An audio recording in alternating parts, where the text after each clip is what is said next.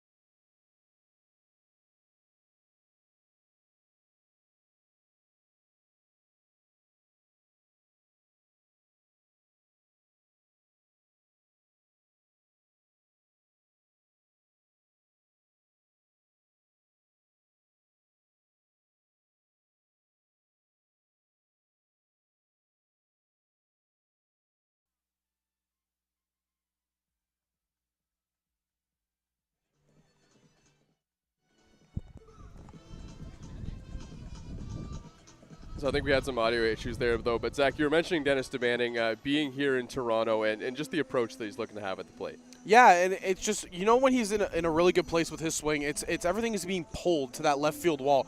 And DeBanning, both his home runs have gone oppo, and he's a guy that has power to all portions of the field, but when he's in a good spot at the plate, he's pulling the ball. But to see the first 2 home runs he's hit with Toronto go opposite field, that should give a lot of Toronto fans a lot of excitement.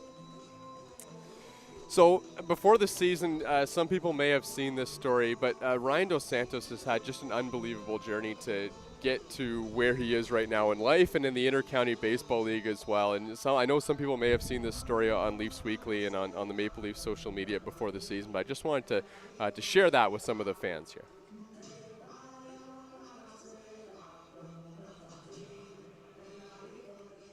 Dig back to earlier in your life and early in your playing career as well, because I know you have an unbelievable story just to get to where you are playing in the Inter-County Baseball League and throughout your college career as well, because you beat cancer when you were a lot younger. Can you kind of tell me about being 10 years old and having a diagnosis like that? Yeah, for sure. So I was diagnosed with non-Hodgkin's lymphoma, stage 4B. So basically, it was terminal cancer, is what they wanted to describe it as. I was diagnosed on my birthday, and then they didn't want to treat me. They told my dad to take me home. Like, he has 2 more months to live. Like, let him kind of enjoy. And my dad's like, hell no.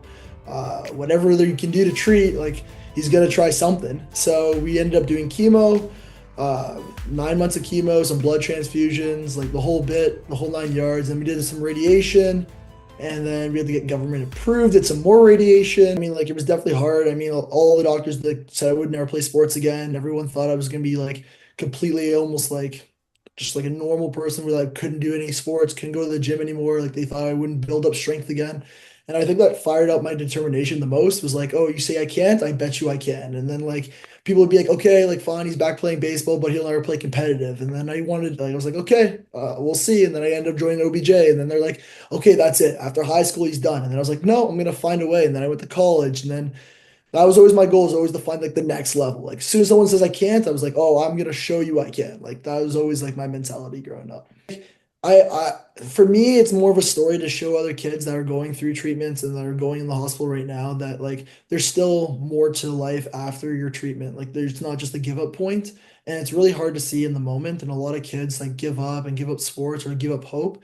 And I even started a charity at one point called Scarf Charity, and we donated about I was just under $1 million in 8 years to both cancer camps and also the hospital for treatment, but also to show the story of hope. And I'd speak at speeches there and talk about hope and getting back into sports and that there's a life afterwards.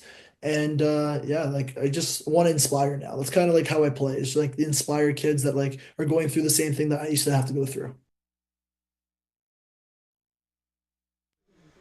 So I thought that was a really cool story from Ryan Dos Santos, and off to a hot start at the plate as well. This was last game to lead off the game against the Barrie Bay Cats. To honor the 2025 IBL champion Barrie Bay Cats. Second pitch is skied high to left field, pretty deep, and it is gone. A solo home run for leadoff man Ryan Dos Santos off Juan Benitez. 1-0 Toronto. Well, clearly. So Ryan Dos Santos off to a hot start at the plate. I think they're just about set for the national anthems here in Toronto, so we'll get you to that now.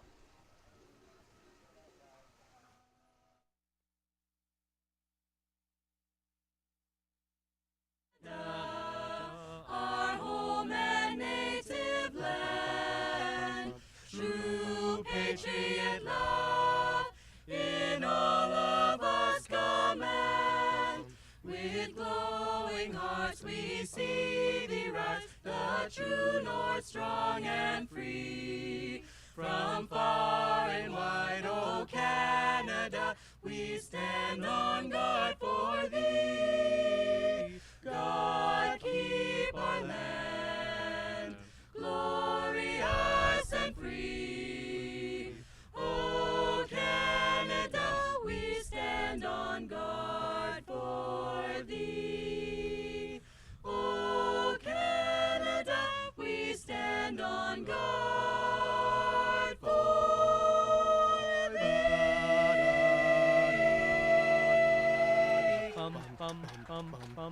Canada.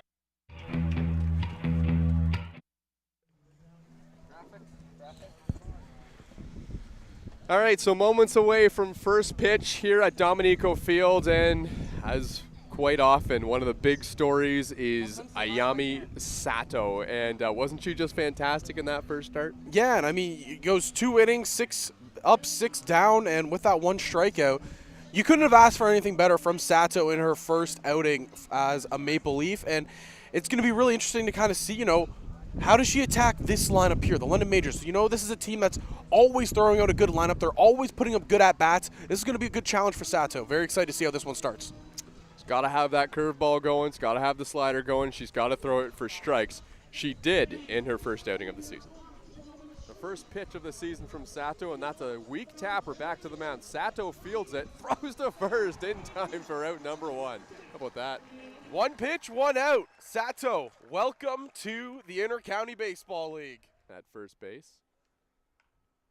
This one's hit on the ground. This one's to Dan Mara. Flips to first for out number 2. And the fact that it's a bit slower as well really gets the hitters off balance, and the same can be said for this one. Popped up on the infield. 1, 2, 3. Ayami Sato fired up as she heads back to the Maple Leafs dugout. Mixing a fastball every once in a while here.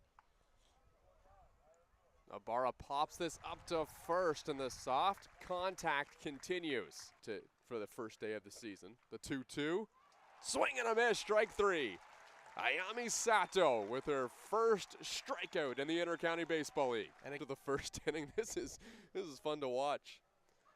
Another former Leaf, Jamie Cabral. He hits it softly on the ground to first, gobbled up by Castaldo.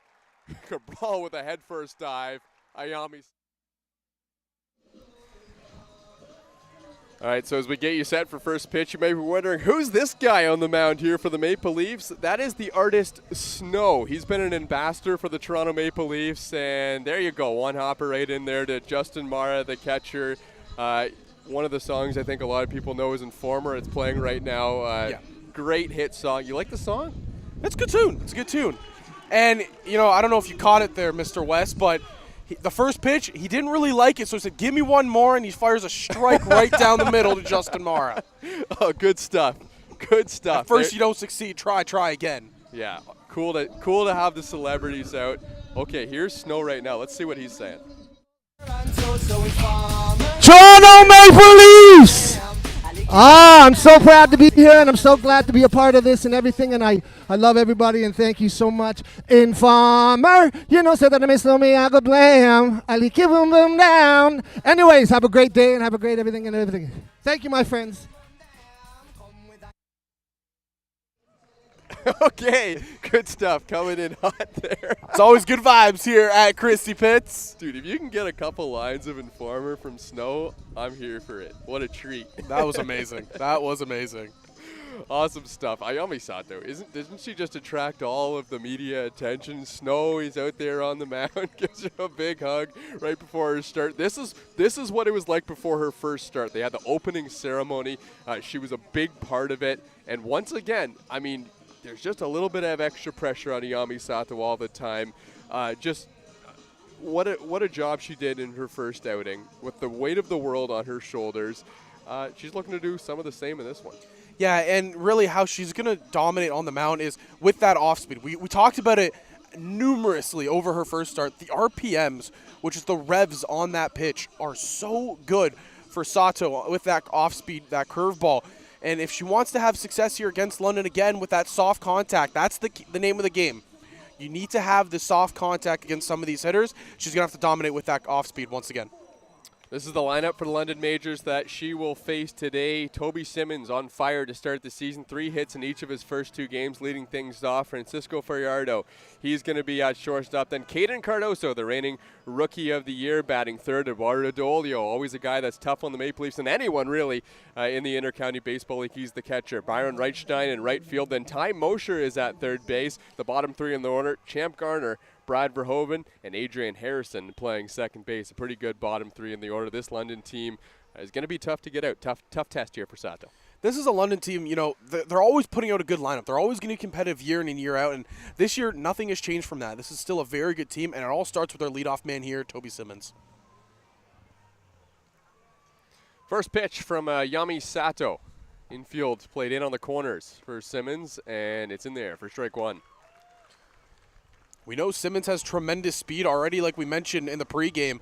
2 stolen bases, and then that whopping 750 batting average. He's got speed if he can get on the bases and swings through that big breaking ball from Sato. Count 0-2.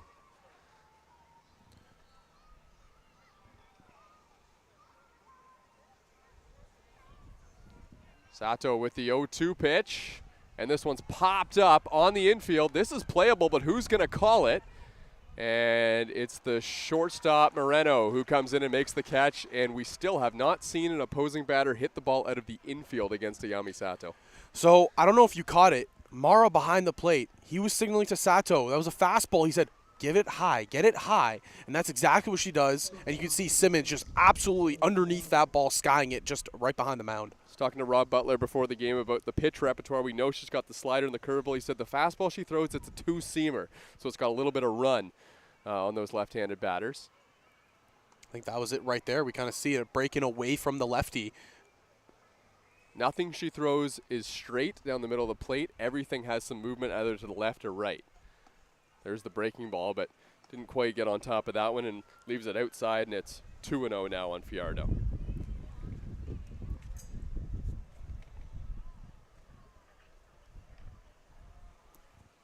2-0 pitch. This one's looped into the outfield, and it's down for a base hit. May have broke the bat of Fajardo. He's on first base with a 1-out single.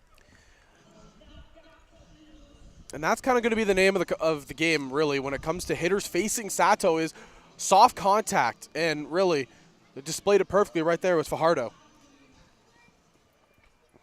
Fajardo made it to the Vancouver Canadians back in 2022. Played 28 games with them, the Toronto Blue Jays affiliate. And now it's the power-hitting lefty Caden Cardoso who comes to the plate.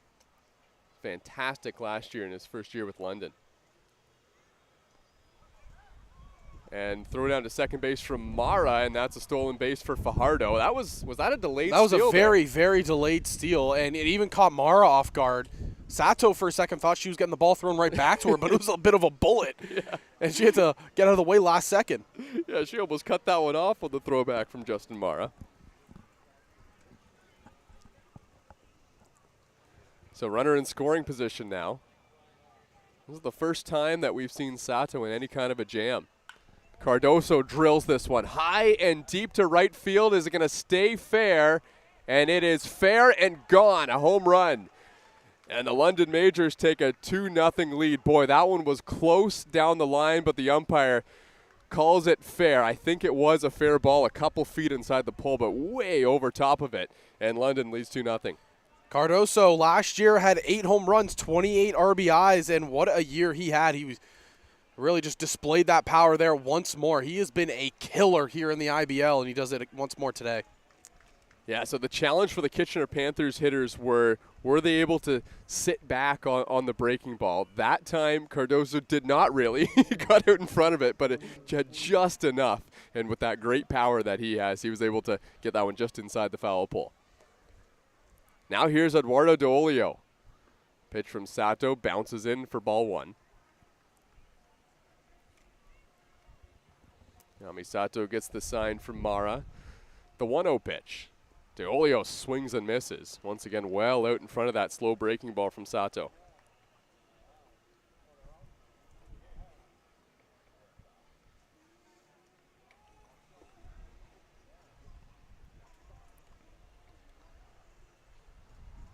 Here's the 1-1 pitch.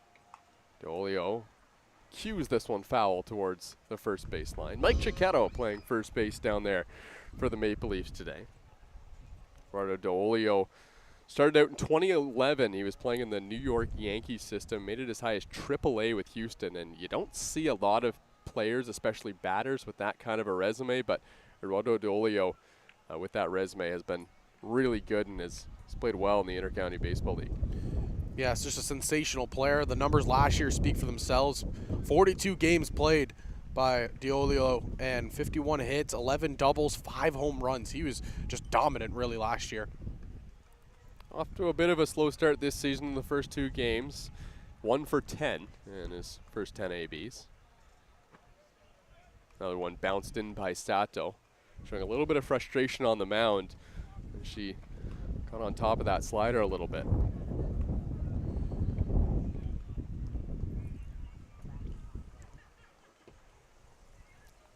The 3-2. And this one's crushed to left, but this one's way foul down the line. Soaring over the head of the Bushman down the left field line. And again, it's the off-speed pitches that she has to continue to work through the zone. When she's in a good spot, we saw it last time out. She's getting players off-balance swings, people that are reaching out for the ball. If she can get back to that again today, it'd be a fantastic, fantastic look. Another breaking ball. This one's hit to center. Pretty deep. It's back at the wall, and it's gone. Eduardo D'Olio to dead center field, and it's 3-0 London. We talked about the power numbers for D'Olio last season. He was second on the team with 5 home runs, and just gets a hold of that one, the off-speed going just straight center field. The London Majors have found a way to get to Ayami Sato here in the top of the first inning. Now Rob Butler comes to the mound. Yeah, D'Olio was way out in front of the first couple pitches, but once he saw 7 pitches in that at-bat, he was able to time up the off-speed pitch and take it to dead center. That's Dennis DeBanning playing out there in center field. He's got Ryan Dos Santos to his right and Marcus Connect to his left. And then on the infield, the third baseman today is John Javier. So we saw him, he was the catcher in Barrie. We're starting to learn more about John Javier.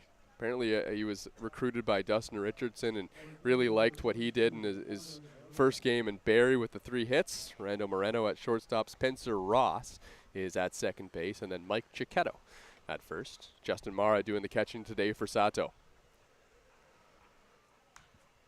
And this one's popped up into the outfield. Actually, this one's carrying to Banning at the wall, and it is gone. Oh boy, that one got up into the jet stream here at Christie Pitts. It's calm down on the field, but that wind just kept taking it out to left field where it's blowing to.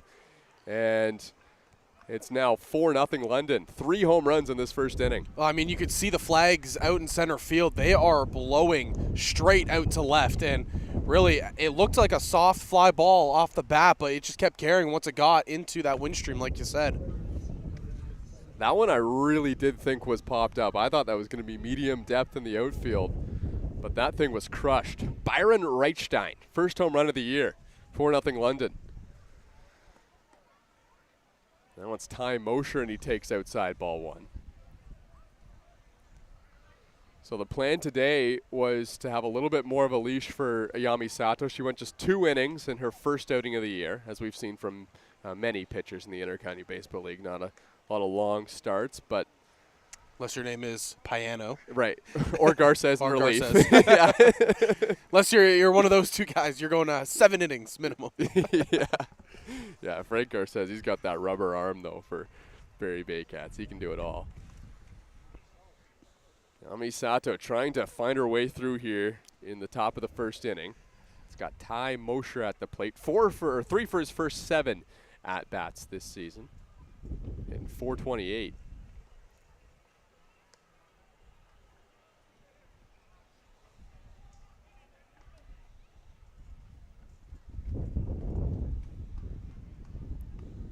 Ty Mosher, a switch hitter out of Dutton, Ontario. Here's the 3-1 pitch from Sato. Swing and a miss. Thought it might have been foul tipped at home plate, but now it's 3-2. It's a big pitch here for Ayami Sato. The 3-2 to Mosher. Swing and a foul tip into the glove of Justin Mara. Strike 3, and Sato gets a strikeout for out number 2. Yeah, big out number 2, a big strikeout there for Sato. Again, after the home runs that were hit here, that's like a good bounce back. Just get the strikeout. You just need one more, get out of the inning here to get back on the sticks here for the Leafs. This guy's got some pretty good power as well. Champ Garner, power, speed, and a first pitch ground ball to Moreno. He gobbles it up. Sidearm throw to first base into the glove of Mike Cicchetto, and that will do it. But the London Majors strike for 3 home runs in the first inning. Good for 4 runs. The Maple Leafs bats coming up, trying to respond in the bottom half.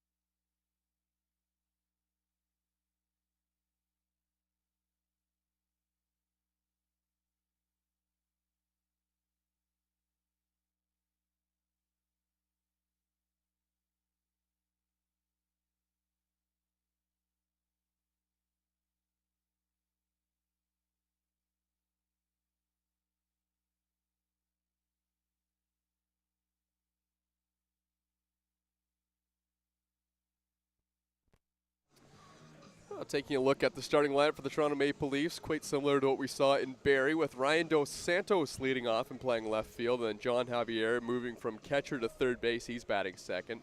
Rando Moreno, who's been really good with the bat to start the year, solid at shortstop, good defense. He's the shortstop again today for the Maple Leafs, batting third. And then Jordan Castaldo, the legendary Intercounty Baseball League cleanup hitter, is the DH today. Maple Leafs giving him a day off of first base with Mike Cicchetto there. Justin Mara doing the catching for Sato as he did in the home opener against Kitchener last Sunday. Then Dennis DeBanning with his red-hot bat. He hasn't had a game with the Maple Leafs where he hasn't hit a home run.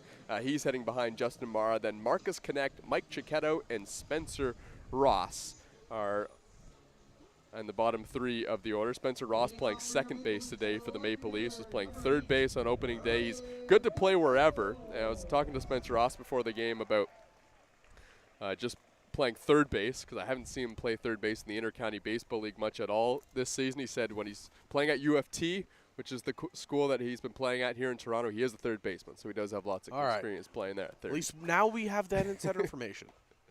Ryan Dos Santos leading things off against Arias and takes strike 1 on the outer half. You can kind of see the presence Arias has on the mound. A big frame. Pounded right down the middle again for strike 2. So Jose Arias pitched against Brantford, and his last inning went 3 innings, gave up a couple earned runs on 4 hits, walked 1, and struck out 5. Faced 15 batters in those 3 innings of work, as this one bounces in the dirt.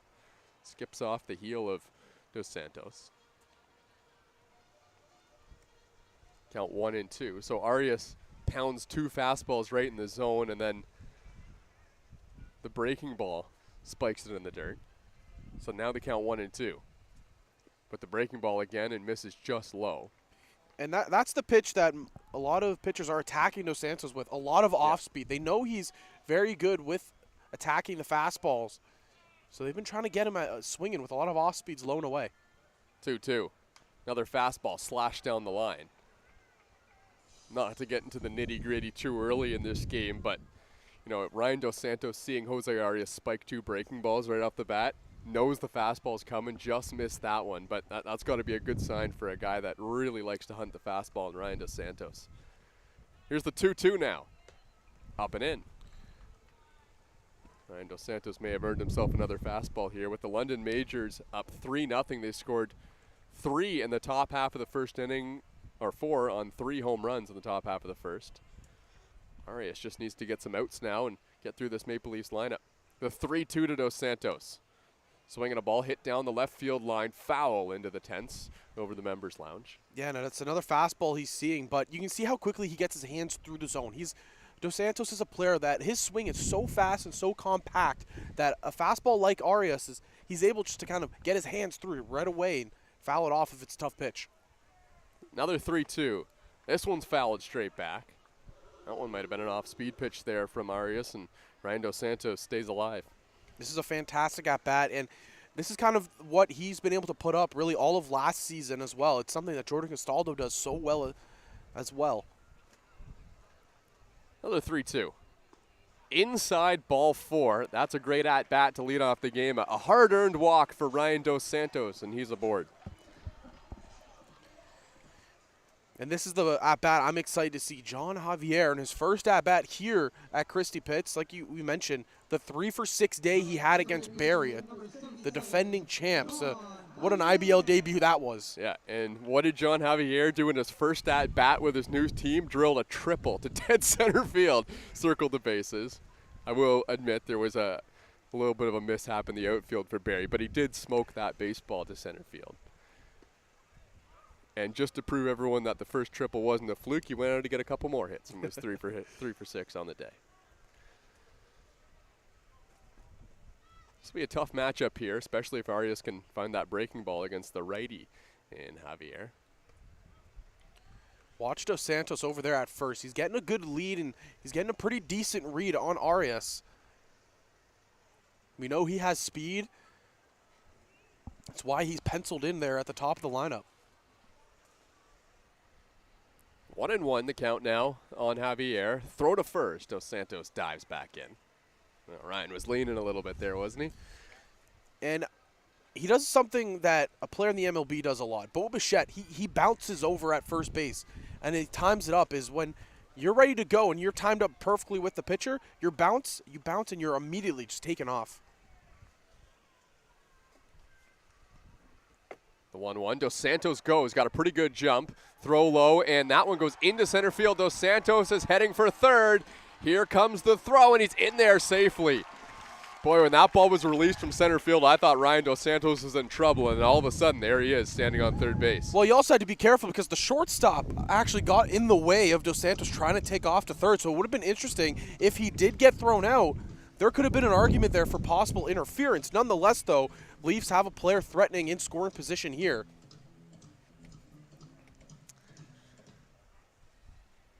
So Arias is going to have a tall task to get out of this unscathed against the Maple Leafs with the runner at third base and nobody out. John Javier trying to put something in play and drive in Dos Santos. Puts this one foul off to the right side. 2-2 the count now. The mindset here for Javier is just get it in the air. Dos Santos has great speed. He'll score on really anything that will touch the outfield grass. Just get it into the air for the tag up, get 1 run back on the board here for the Leafs. The 2-2. Breaking ball misses up and in, and Arias hadn't had a great feel for that breaking ball, although he went back to the home plate umpire and said he wanted a new baseball, so that might have had something to do with the fact that he didn't get a good grip on that ball, but he spiked a few, and now he's left one arm side.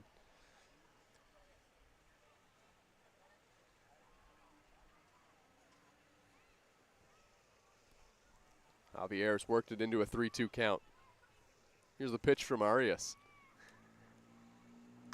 And this one's hit in the air to center field. It's carrying a little bit. Ryan Dos Santos tagging at third base. Catch made. Here comes the throw. It's not in time and cut off, and the Maple Leafs have got one back. It's 4-1. And that's exactly what I said you need to do. A beautifully executed at-bat by John Javier. You just get it into the air. Anything that was going to be in the outfield, Dos Santos, he has the speed to tag up and score. That's just a beautifully executed at-bat right there. John Javier is doing everything right now for the Maple Leafs in his first couple games. Moreno comes to the plate. The outfield for the London Majors. Champ Garner is in left. The catch being made there by Toby Simmons, and then Byron Reichstein in right. First pitch to Moreno is low, ball 1. At third base, Ty Mosher, Fajardo at short, Harrison at second, and Cardoso at first base. Eduardo DeOlio doing the catching. The 1-0 misses high, 2-0. These are 3 straight at-bats that I'm loving that I'm seeing from this Maple Leafs team. They're working Arias. You saw early on Dos Santos started down 0-2, worked that 0-2 walk, and then kind of the same thing with Javier. He was down in the count, battled back to full, and got the sac fly. This is multiple good at-bats. Moreno cues one. This one's a spinner, so Moreno, that ball was way foul, but you never know with those balls with that spin. I was going to say, he ran it all the way out to first base. Moreno, one of the imports on the Maple Leafs this season from the Dominican Republic. In 2016, played AAA, just like Eduardo DeOlio behind the plate, but for the Sacramento River Cats. The 2-1, that one misses up high. You know, last game I remember I was going to say some of those players that were on that River Cats team. You want to hear a couple names?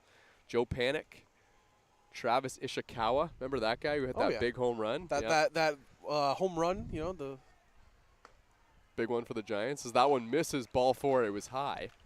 So he's on first base. Just a couple more. They get better. Angel Pagan, Hunter Pence, Matt Cain, pretty good pitcher. And remember this guy? Ricky Romero was on that team for a couple games as well as Sergio Romo. It's a pretty good team. Yeah. You know, it's a couple good names. I heard they had a good career in the majors. Yeah, that's the thing. When you play AAA baseball, you find your way into those situations. And Rando Moreno, he's been around the block. That was back in 2016. He's 32 years old now, the switch hitter for Maple Leafs. This guy's been around the block in the Intercounty Baseball League as well.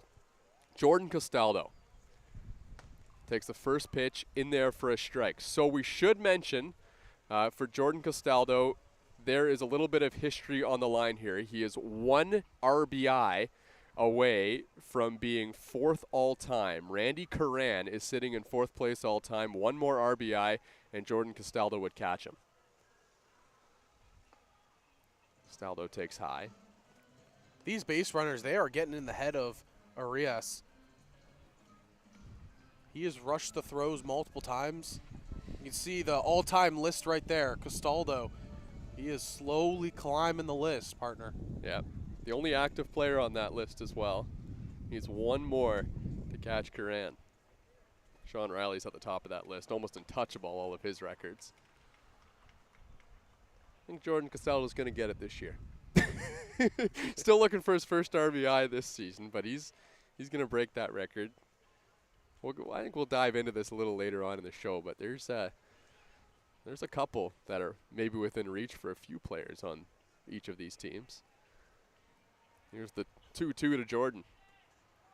Runner goes Moreno. Throw down on the money and safe, not in time. An instant protest from Fajardo at shortstop. It was a great throw, and the umpire says Moreno just beat him. Yeah, and it was the swim move by Rando Moreno that kind of helped him sell the call for safe. Obviously, IBL, you don't have to replay, the luxury of instant replay review, but Moreno, fantastic swim move, was able to get around that tag, and he kept contact with the base the whole time. That was the key part. He actually didn't get the best jump down there to the second base. I didn't think. He just kind of beat it out with pure speed. 3-2 on Castaldo. And actually, that was the 2-2 pitch. That one misses outside. This is another at-bat where a Maple Leafs hitter is working it to a full count. Arias has thrown a ton of pitches here in the first inning, and the Leafs are getting a great look at him right now early on. A lot of walks for Jordan Castaldo to start the year. Only 6 at-bats. He's 3 for 6 on the season. He's done a great job waiting for his pitch. The 3-2. Up and away. Ball 4. Castaldo heads down to first base. Third walk of the inning, and really, if you think about it, even the at-bat with Javier, it could have been 4 straight walks to start the game.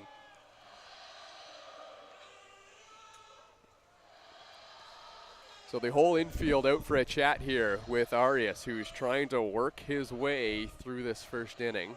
Maple Leafs have already scored 1, and this is manageable. There's 1 out. There's runner on first and second. The Maple Leafs need a hit to score that runner at second base. That's Moreno. It's Justin Mara who's at the plate for Toronto.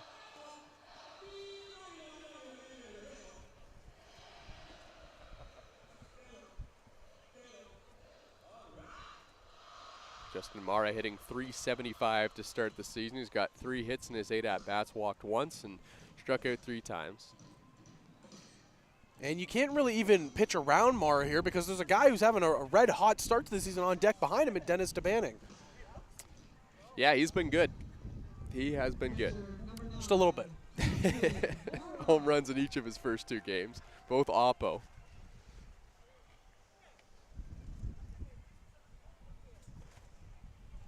First pitch to Justin Mara. Now a throw down, and Moreno dives back in.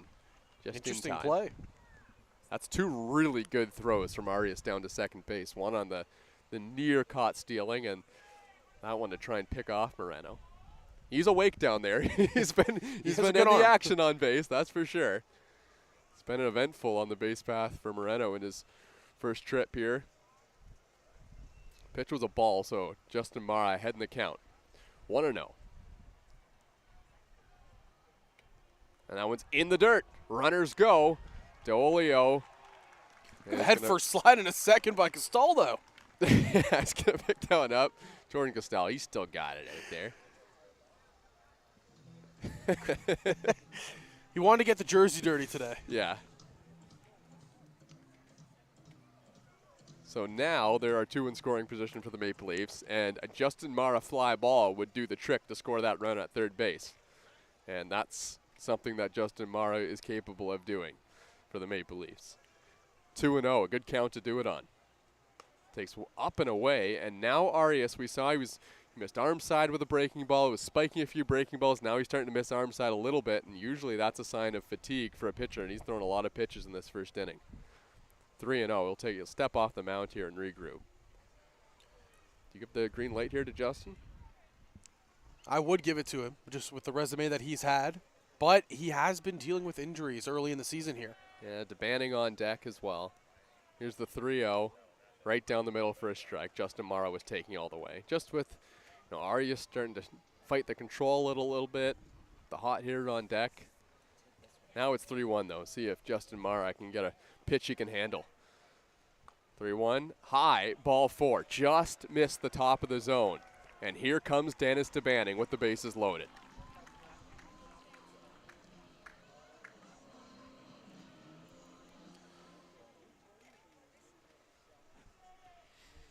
Yeah, DeBanning seeing the ball so well early on in the season. He's put in a lot of work in the offseason. A lot. 2 home runs has been a common theme for Dennis DeBanning. Did it in 2022 with the Fort McMurray Giants. Did it last season, had 2 as he swings and misses at the first pitch. This season he has 2 home runs as well, but this time it's in the first 2 games. That was back in 2022 in the WCBL. I think 5 was the home run record for the Humber Hawks. Yep. That's owned by Dennis Deming That as record well. still stands. Still does, okay. That pitch caught the outside corner. It was a breaking ball from Arias, and now it's 0-2. And if anybody's ever been to Connervale Park in Etobicoke, they know that park is not a home run hitting diamond. It is a huge diamond. This park is a home run hitting diamond, and Dennis Deming would take one right here. But now, behind 0-2, here's the pitch from Arias. Strike 3 called over the outside corner. That's a big pitch, and there's 2 away.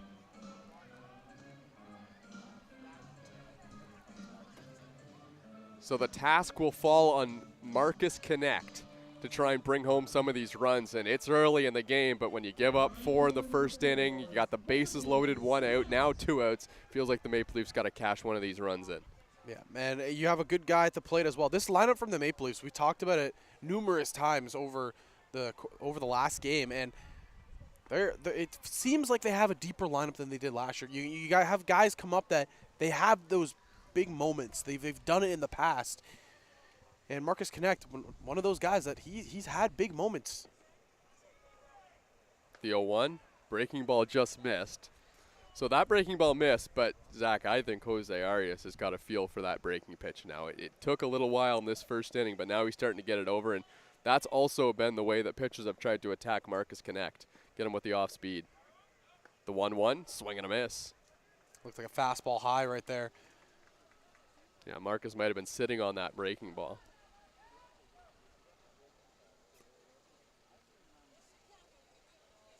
Big moment here. Arias trying to strand the bases loaded against Toronto.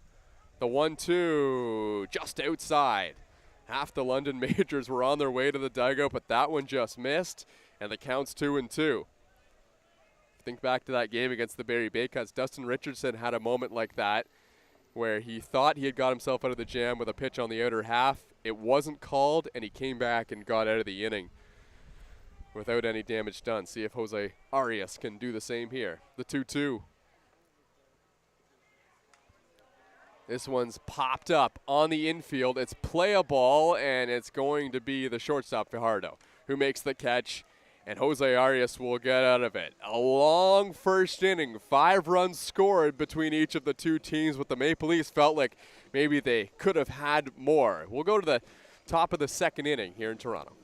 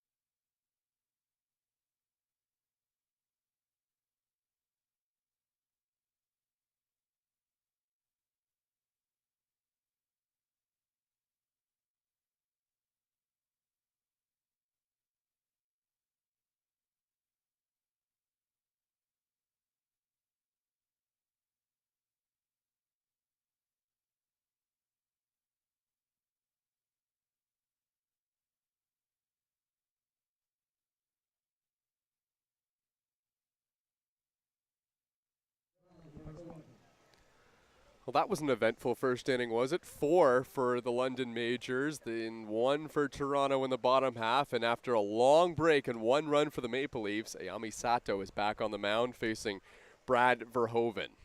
Here's her first pitch, and this one's hit on the ground. Spencer Ross gobbles it up. Throws to first in time for out number 1. 1 pitch, 1 out for Ayami.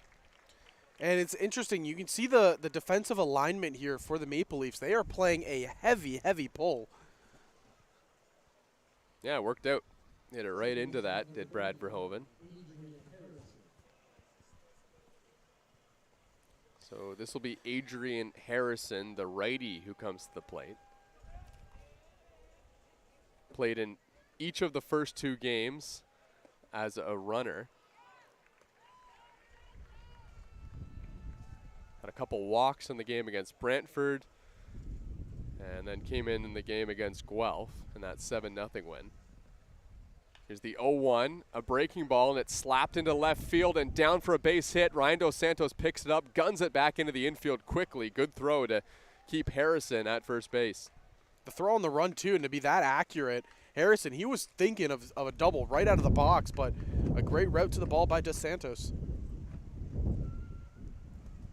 Back to the top of the order now, and this is the big part of the lineup for London. Toby Simmons comes to the plate.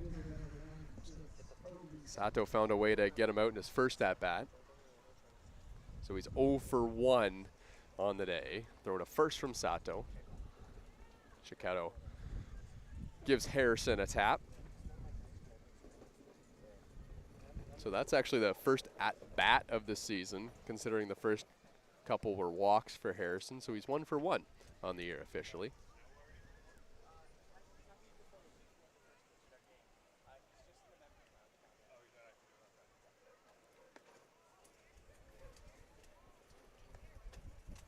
Looks like the slow breaker on the outside half.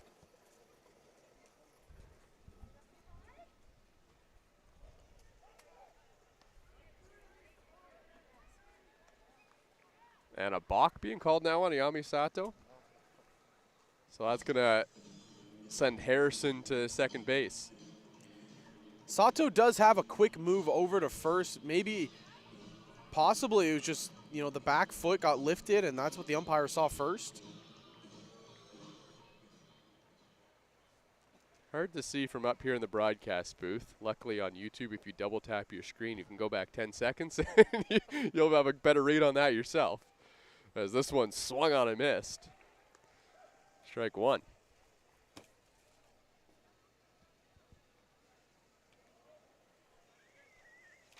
One away here, runner in scoring position. Simmons off to a red-hot start at the plate for London, and he hammers this one. This one's high and deep to right center field, and it's gone. It clears that monster wall in right center. Another home run for the London Majors, and it's 6-1. Yeah, we always talk about how Christie Pitts, it's a launching pad, and with the winds blowing very strong as well, these balls, they are sailing. Yeah, the wind didn't really help that one too much because it was to right field. The one by Byron Reichstein definitely got blown over that wall as he took it up to opposite field. But that was smoked by Toby Simmons, and it's now a 6-1 lead for London. Yeah, Simmons came into the game batting .750, and he's been red hot, really, for this London Majors team. Yeah, I think that would be his first Inter-County Baseball League home run as well for Toby Simmons. Got himself a double, a triple, and a homer on the season. The 0-1 fouled off the end of the bat.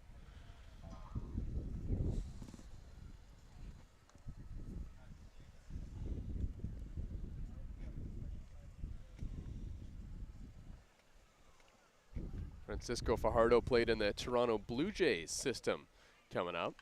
And he lines this one in the air, and it's caught out there by Marcus Connect for out number 1. That ball was smoked as well, but Marcus Connect takes a perfect route to the ball and makes the catch.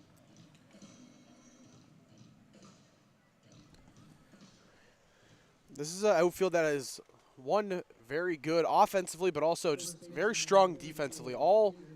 Every player, really, from left to right field, they all have a really good arm, very good reads on the ball. Caden Cardoso crushed a 2-run home run down the line in his first at-bat and takes a breaking ball on the outer half for strike one. Yami Sato features both the curveball and the slider, as well as the two-seam fastball. It was either the curveball or the slider that Cardoso hit out of the park. Cardoso squaring around to bunt. Well, that one hit him. So he's going to head down to first base. That one caught Cardoso. And another runner on base for Eduardo De Olio, who went back-to-back with Caden Cardoso in his first at-bat. Yeah, Caden Cardoso, he squared around to bunt there, but pulled it back as the breaking ball came in on the hands. De Olio played in 3 different Major League Baseball teams' systems: New York, Arizona, and most recently, Houston. Olio takes. Cardoso was on his way down, but then stopped and headed back after he realized he didn't get a good jump. The ball went to the backstop, and Caden Cardoso on the hesitation felt maybe he'll just head back to first base. Yeah, he started to go down and saw that Morrow was already prepped and ready to make the throw, but kind of a miscue out of the mind of Cardoso. De Olio crushes another one. This one's on a line and in the gap in left center field. Picked up by Dennis DeBanning right in the corner of the wall. A relay throw to home plate, and it's just late, and I think it hit the back of Caden Cardoso. So another run comes in to score, and it's 7-1. That was a great relay back into the infield. It looks like it hit the lip of the grass, and it was on line to get right into the glove of the waiting Mara, but he had to move, shifted just a bit to his left because it hits that lip of the grass. Would have been a quite a close play at the plate. See Merrick Deska warming up in the bullpen for the Maple Leafs. Longest tenured Maple Leaf on the roster. Or the Polish Prince, as the Bushmen like to call him. Polish Prince, I like it. Yeah, I think that's the nickname. First pitch outside from Sato.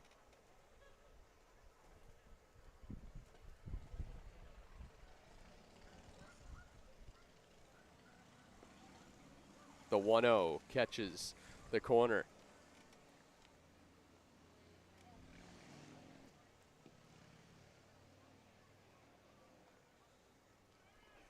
This will be pitch number 40 for Ayami Sato. And it's a high chopper by Byron Reichstein. Chiquetto fields it. Sato covering first base, makes the play.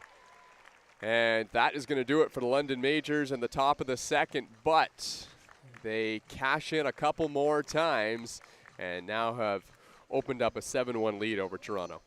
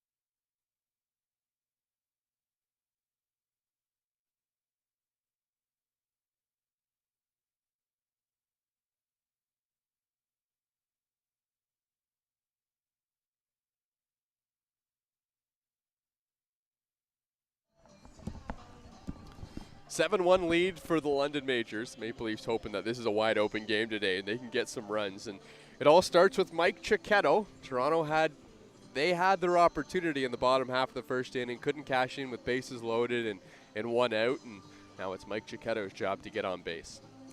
They had multiple good at-bats really all throughout that first inning. I think DeBannon came up. It was a little bit too aggressive. He was anticipating the strikes to be thrown at him after the 3 straight walks.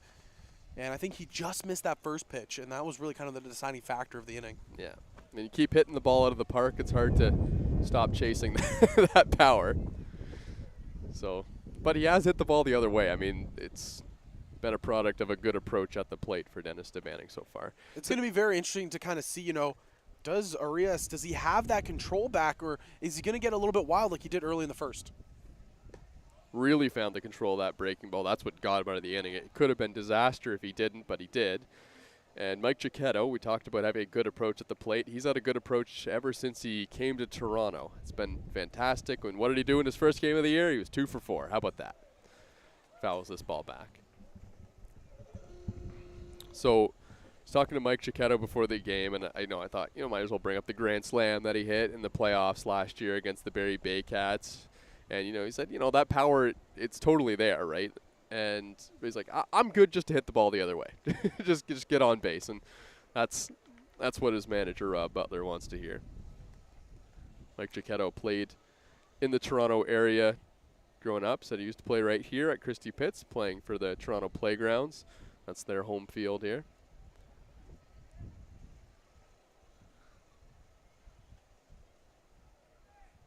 Here's the 3-2 pitch. Cicchetto hits a high chopper to shortstop. Good play by Simmons. Throw to first. Tag applied to Mike Cicchetto. Uh-oh.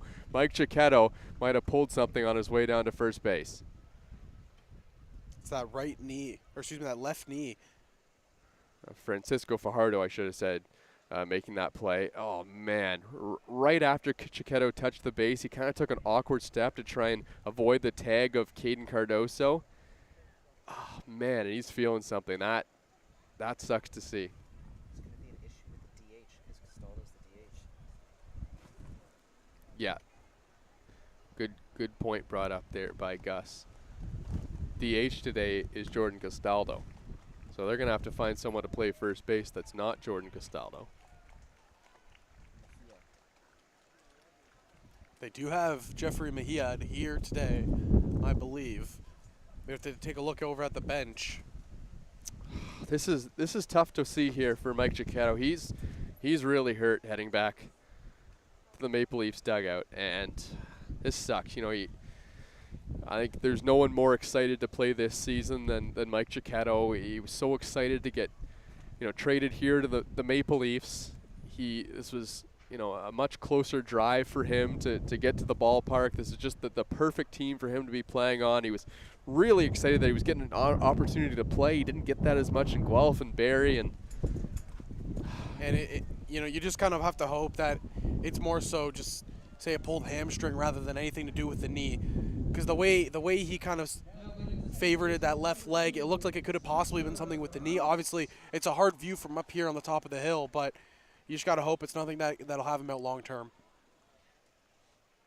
Yeah, so hopefully Mike Cicchetto's all right. Here's Spencer Ross, the second baseman at the plate.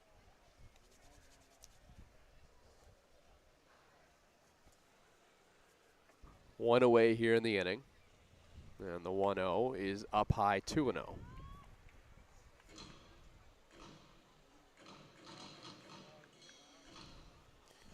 You can see Jeffrey Mejia, he's getting loose quickly to try to possibly come into this game. Yeah, so he's probably going to play first base for the Leafs. Looks like our graphics guy Gus is cold right now. Are you all right? It's a little cold out. It gets chilly up here on the hill. See, I walked down to the bottom of the hill just before the game. It was beautiful, but then all the wind, it just comes up to the top of the hill. Spencer Ross has worked himself into a 3-1 count here.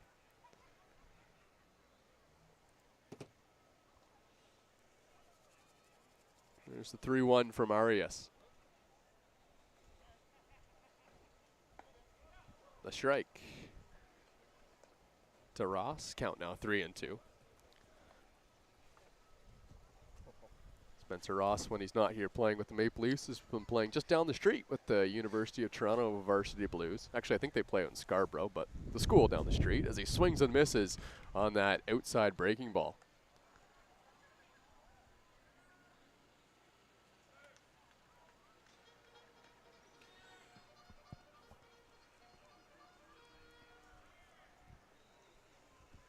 Ross trying to get on base here and see if he can't turn things over. And he will. Takes outside ball 4. Pretty close pitch once again from Arias. And here comes Ryan Dos Santos. So what do you do here if you're Ryan Dos Santos? He's obviously feeling the power a little bit. Hit the home run to dead center and Barry. But I don't know, maybe the approach is just to kind of keep the line moving here for the Maple Leafs. Yeah, and his approach should just kind of be what he has. Is just have a good process at the plate. Get ahead in the count, work for one pitch in one spot, and that's something that he's so good at. He waits for one specific pitch. He will foul off as many pitches as it takes. We saw it in his first at-bat. But if you continue to do that, you're going to look good throughout the season. 1-0 now, the count on Dos Santos, and that ball misses inside. Arias did not have a feel for the breaking ball when he faced Dos Santos the first time. Now it feels like he has a bit better feel, so maybe this is a bit better matchup for Arias this time around against Dos Santos. But as many know, the second time facing a starting pitcher is usually an advantage for the batter. Another one finds the inside corner on Ryan Dos Santos. Dos Santos 2 for 9 to start the year, but one of those 2 a home run. Solo shot and Barry. Dos Santos calls time and steps out of the batter's box. And I think in his mind, that it should be a little bit higher. I think some of the calls that he's gotten against him with the strikeouts, it hasn't gone his way. The 2-1, that one did go his way on the outer half for a ball. Now 3-1. Ryan Dos Santos had a fantastic year, maybe his best in the Inter-County Baseball League. He hit .329 last season with Toronto. He's been with the Maple Leafs since 2019. A 3-1 pitch. That one just misses as well. Arias looking in, didn't know where it missed. And Ryan Dos Santos, with that great eye, heads down to first base. So remember the last time we saw him go on a walk streak? Do we think we see the start of a new one? Is this 2? This is 2. Okay. He's got a long way to go. His record is 11 in a row. We'll have to check if it's 2 or 3. Not sure what he did in his last plate appearance up there in Barrie. Third baseman number 77, John. You want to get on that? I can get on that for you, boss man. Meanwhile, it's John Javier, who had a good at-bat his first time around, sac fly to center field. Now Javier takes up and in, ball 1.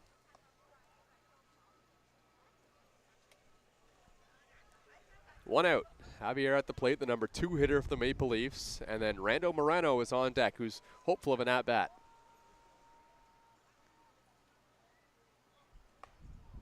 The 1-0 pitch misses high, 2-0. Arias starting to search a little bit for the strike zone.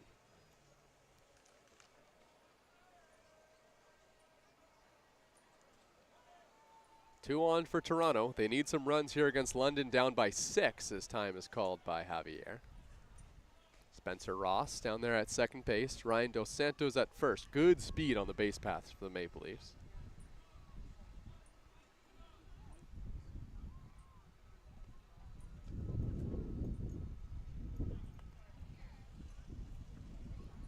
So I believe it's a 2 walk streak currently. Throw down. Dos Santos dives back in. So it's 2. I believe it's 2, yes. I was locked in on finding this information.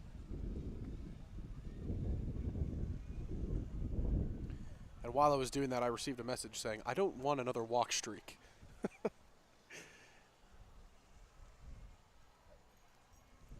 Rando Moreno trying to drive in a run here. The 3-0 pitch down the middle for a strike. Looked like he was taking all the way. Already had a step towards first base as that pitch came in. Or Javier, I should say. Rando Moreno on deck. Here's the 3-1 pitch to John Javier, and he hits this one in the air. This one's to center field. Actually, this one's dying at shortstop. Fajardo back. He reaches over his head and makes the catch. The wind was blowing that baseball around. But once again, a good play on the infield by Fajardo in this inning. And again, the wind has been a factor really all game long. You can kind of see the flags. That's kind of been the indicator when it comes to just everything. Yeah, the sun is straight overhead too. I'd imagine that ball was in the sun, getting blown in the wind. It's strong winds. They said wind gust up to 44 kilometers an hour today here at the pits. Maple Leafs need a big hit here from Rando Moreno. This one's hit in the air, pretty deep. Simmons going back about 20 feet in front of the wall, makes the catch, and that's going to end the inning. So Leafs get a couple more runners on base, but London gets a shutdown inning after scoring 7 in the first 2.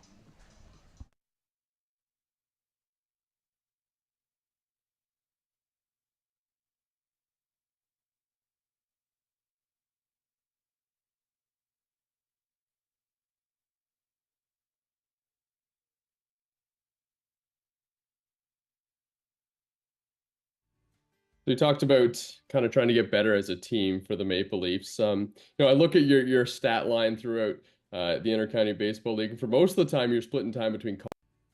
We talked about kind of trying to get better as a team for the Maple Leafs. I look at your stat line throughout the Intercounty Baseball League, and for most of the time. We talked about kind of trying to get better as a team for the Maple Leafs. I look at your stat line throughout the Intercounty Baseball League. And for most of the time, you're splitting time between college and playing with the Leafs. You never got to have much more than 100 at-bats in the Intercounty Baseball League. But last year, you got to have a nice, long, full season. You were there for the whole year with the Maple Leafs. And I know it's a group of guys that is still here in Toronto. And I know I've heard a lot of Maple Leafs players say they want to win, but they also want to do it with this group of guys that's been in Toronto for so long. Is that something that you feel as well?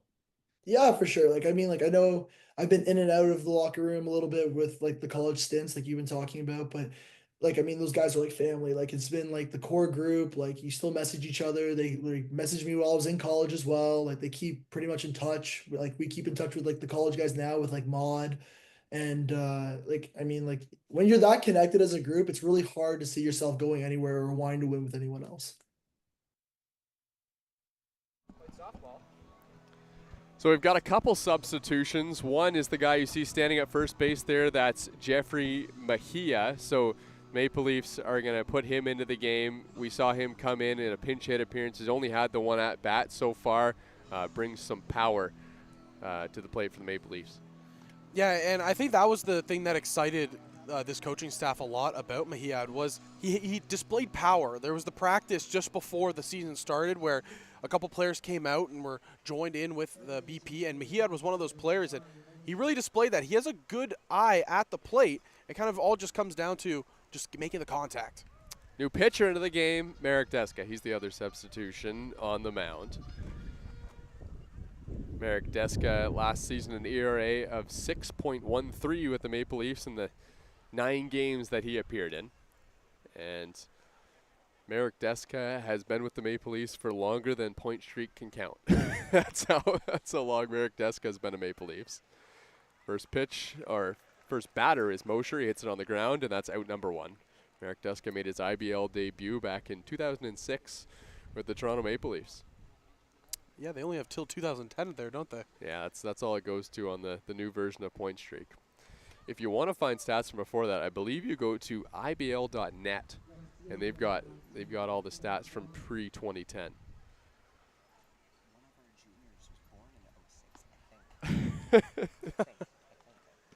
I'm hoping the mics pick that one up. Yeah, Gus just leaned over and said one of the junior players on the Maple Leafs was a 2006 born player.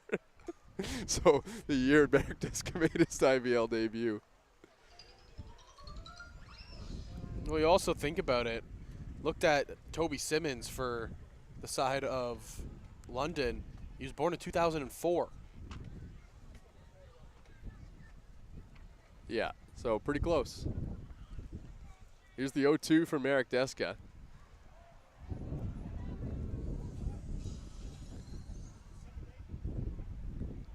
Merrick Deska, just by the way, Merrick Deska's not that old on the Maple Leafs right now. He's 38 years old. The Maple Leafs have much older players on the team. He's just been at it with this Maple Leafs team for a long time. Here's the 0-2.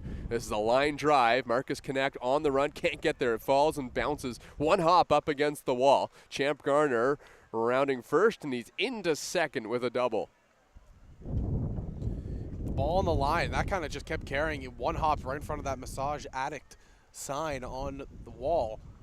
And yeah, Champ Gardner, it's a name that we got so used to saying last year when these teams matched up, because it felt like he was always doing something against this Toronto Maple Leafs team, and he comes through again right here. It's a good name too. Pretty good name. Maybe the best in the IBL. There's some great names we've heard, and Champ Gardner, it's definitely up there. Brad Verhoeven at the plate now for the London Majors. First pitch missed from Merrick Deska, so 1-0. Verhoeven takes inside 2-0.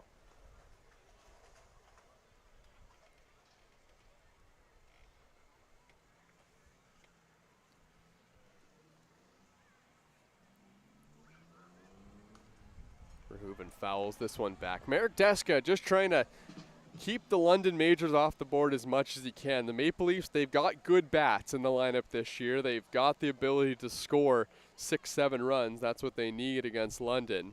But they can't do that unless these middle relief bullpen pitchers for the Maple Leafs are able to keep things in check. Here's the 2-1. Oh, misses inside 3-1. I mean, Zach, how many times have you seen in the Intercounty Baseball League, just with the volatility of pitching and availability of pitching, I should say, in the Intercounty Baseball League too, that a team has a chance to come back, and it's because of those middle relief pitchers that they're able to do it. Yeah, really, when you look at some of these teams that have won in previous years, they have guys that can come in relief and just, bridge that gap to some of the key reliever pieces that they have, and that's exactly what Toronto, they're trying to search for. That's kind of been the missing piece for the Maple Leafs over the last couple of years. They've had really good arms, but it just seems like those arms weren't able to find that missing piece. And that's kind of what Toronto has just been trying to do this year. They added more arms. They have a lot more depth in that bullpen. Sky high towards Marcus Connect in right field. He's calling for it. He takes charge and makes the catch. Runner is going to tag and head to third for London. That's Champ Gardner, and with 2 outs, there's a runner on third base for the Majors.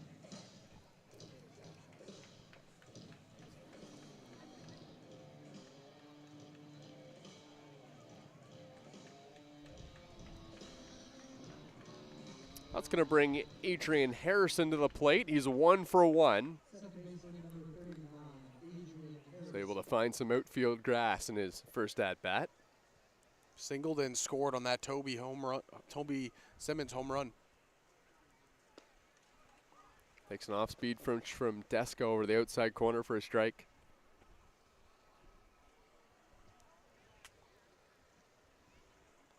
Eric Deska trying to strand that runner at third base here for Toronto. And a swing and a miss, and he's ahead 0-2. That's just a beautiful off-speed on the outside corner.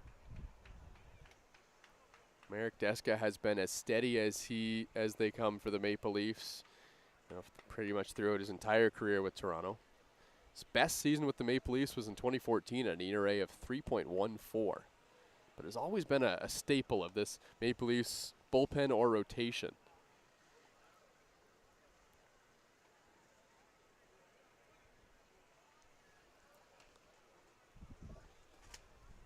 One and two, the count now on Harrison.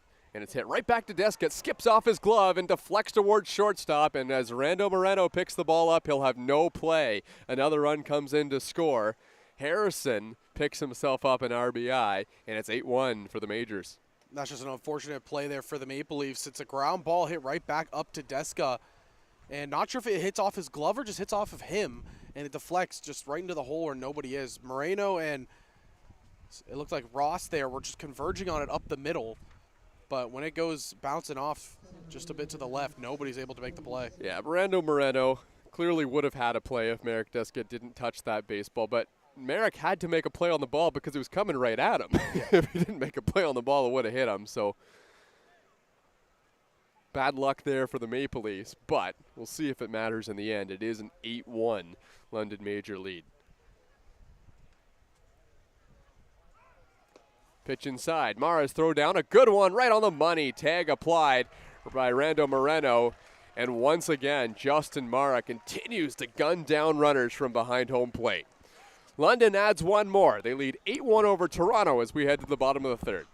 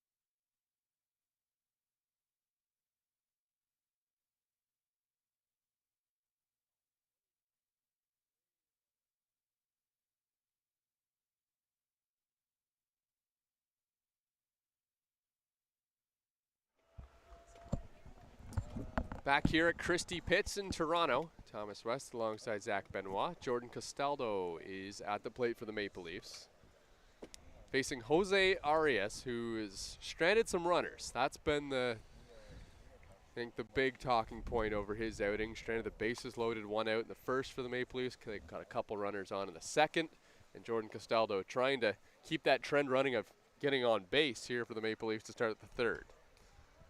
Takes a big rip at that one and fouls it back. And really, the Leafs so far, you know, they've had good at bats. They've been getting runners on base. They're still technically without a hit, partner. They've only reached base via the walk.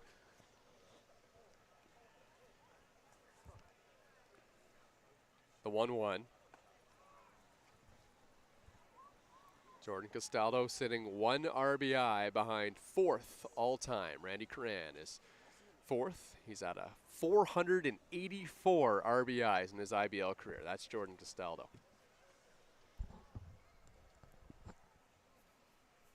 The 2-1. Swing and a miss. Justin Mara is on deck for the Maple Leafs.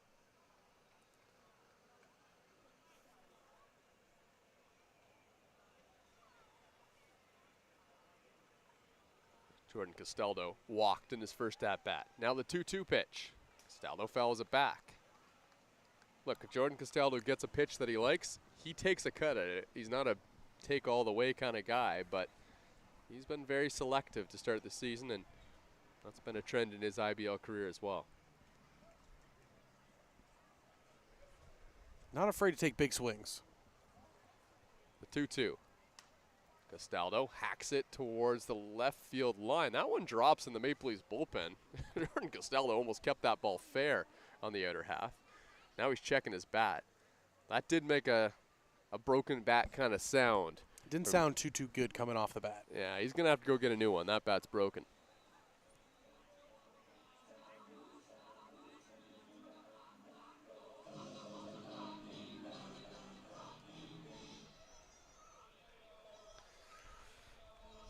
Castaldo goes to the dugout, collects his new bat, and now he'll get set for this 2-2 pitch from Arias. Jordan Castaldo 3 for 6 on the season coming into today. Still 3 for 6 because he walked in his first at bat. Good start to the year at the plate for Jordan. The 2-2 and Castaldo fouls it back again.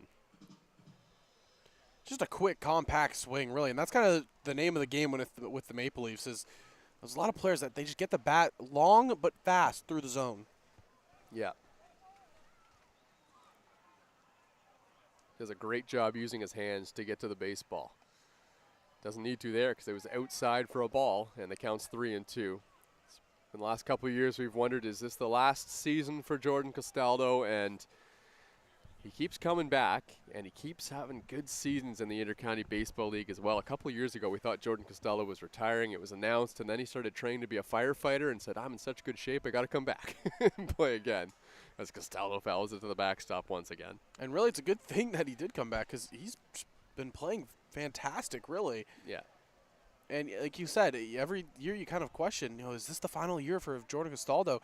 This year, you really thought it could have been because they didn't sign him just before opening day. Yeah.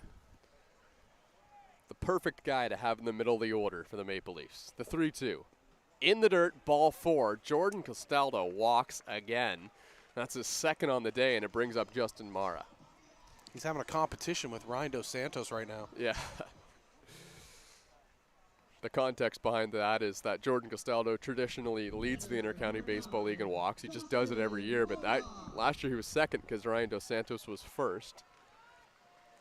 And Castaldo's just the perfect guy to have in the middle of the lineup, right? You know, you think about Justin Mara, or the perfect guy to hit behind your best players, right? He offers a lot of protection to the guys hitting in front of him. Justin Mara does that too, just with that great power, but he's got a little bit more strikeout. But Jordan Castaldo never strikes out, always able to put that ball in play. And then this works out because Jordan Castaldo's on base, and the big power hitter in Justin Mara is at the plate now. The 1-0 at the knees for a strike.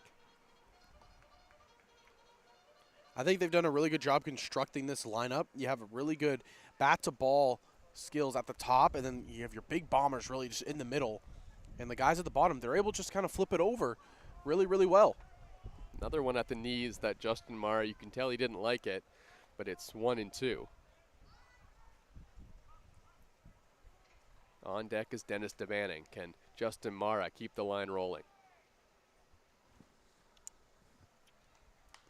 Mara pops it up. This one's on the infield. Fajardo is calling for it, and he makes the catch.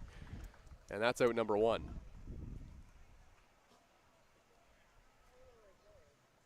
So that'll bring Dennis DeBanning to the plate. Has 3 hits on the year, 2 of them homers. Castaldo, the runner at first base for Toronto.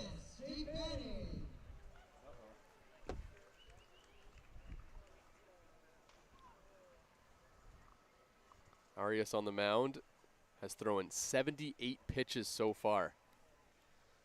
Trying to get through this 3rd inning.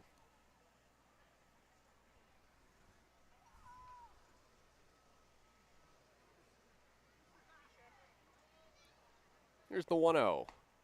Big swing and a miss by DeBanning. Trying to pull the ball that time.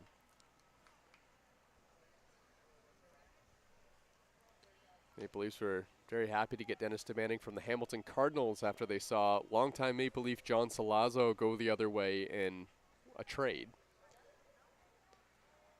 The 1-1 fouled off by DeBanning again. I've seen some long foul balls, but that one bounced at the top of the hill right beside us. And I think that trade, the DeBanning for Salazzo trade, really worked out great for both sides. Salazzo returns back to Hamilton after a couple years being here with Toronto. The 1-2 popped up.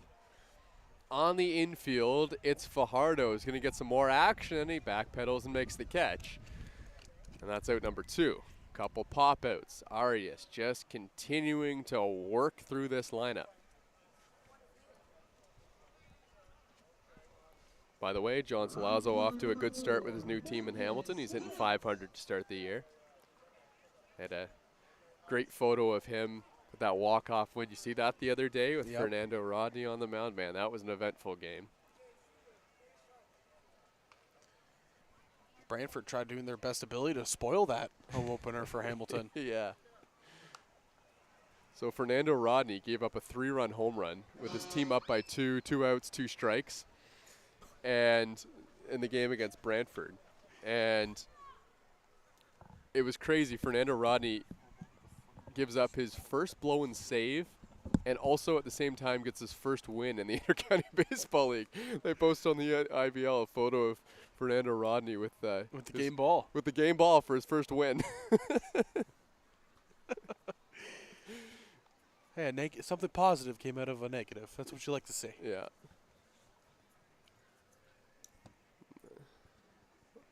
Oh, and 2 the count now on Marcus Connect. Marcus 1 for 11 to start the season at the plate. There's the 0-2 pitch from Arias. Chance to get out of the inning here. And this one's lined into the outfield and down for a base hit. Marcus Connect has himself a single to move Jordan Castaldo to second. And now the Maple Leafs are going to need a hit from Jeffrey Mejia. I think Jeffrey Mejia is going to use Marcus Connect's bat, too. Waited for the bat boy to go get it. That was the first hit of the ball game there for the Maple Leafs. Yeah. Maple Leafs Connect going the other way. First baseman number 99, Jeffrey Mejia. Oh, yeah, you're right. There's been so much action on the base path. But, yeah, it's first hit. we're only in the bottom of the third here. No, so we're not on we weren't on no-hitter watch or anything. But there's been a lot of action on the base path, something you forget about. Yeah. Mejia takes a strike. An off-speed pitch from Arias right at the knees. Maple Leafs need a big swing here from Jeffrey Mejia. The guy with a ton of power. The 0-1 in there for a strike. Yeah, his teammates have raved about what he can do in batting practice for the Maple Leafs. Now Mejia getting his second at-bat in the Intercounty Baseball League. Here's the 0-2. Up and away for a ball.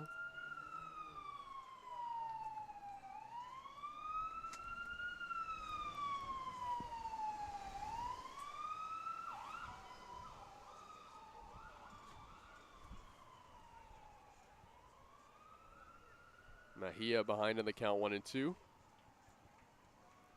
he calls for time.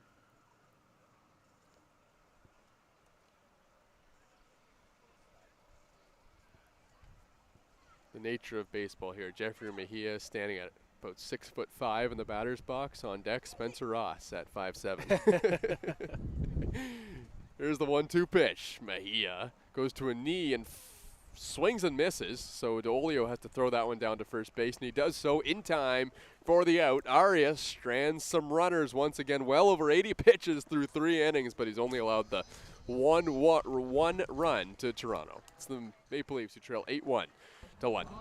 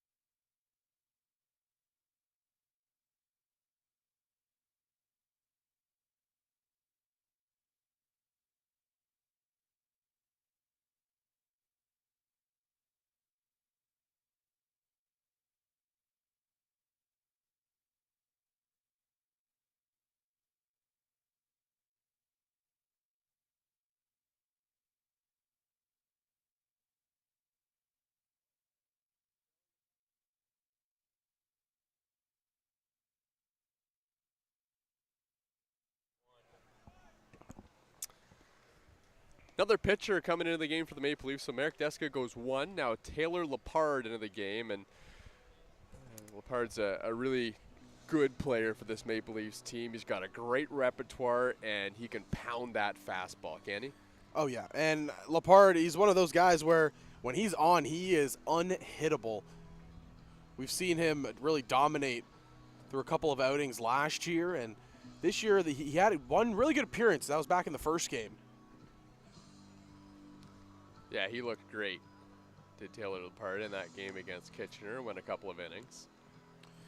You look around the park, you see a couple people sporting Maple Leaf hockey jerseys, and there's a lot of important sports going on around Toronto. Not as important as this game right here. Are they playing? Are they playing today? Yeah, I think so. I think what is it? Game 7. The casual game, not really importance.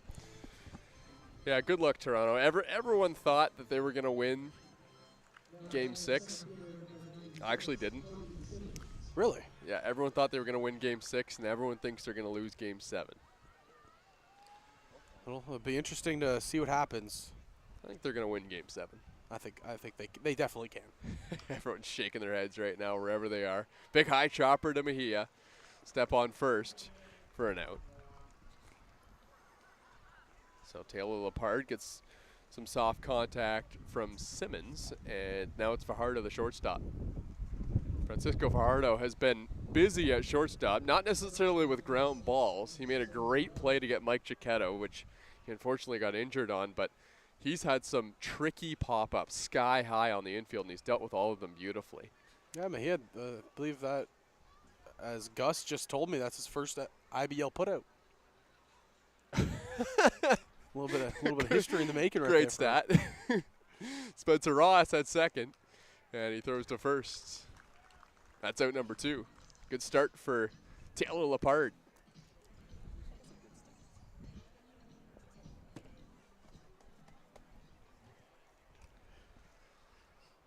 Lepard gave up just 2 hits against Kitchener in a couple innings of work, but the big number struck out 4 over those 2 innings. Here's Caden Cardoso, who has a homer in this game. And so back in the first inning. That gave London a 2-0 lead at the time. Oh, just got a notification partner. Liam Hicks from Miami just hit a home run. Former IBLer? Yeah. It's always a cool moment when you see that happen.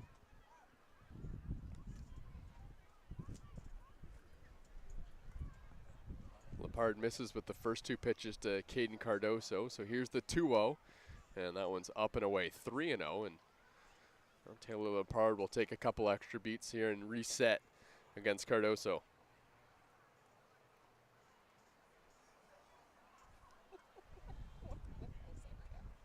The 3-0 pitch, that one finds the zone. Maple Leafs have used 8 pitchers so far this season. Marek Deska coming into the game was the 8th pitcher they've used on the year. Check swing, did he go? Yes, says the umpire at third base, and the count's full. So Taylor Lepard has worked himself right back into this count, and Caden Cardoso is going to have to go get the bat from towards the dugout as he had tossed it away. He was getting ready to take off the arm guard. And the umpire said, hold on a minute, you went around. Cardoso's had a great start to the year, came into today 4 for 10.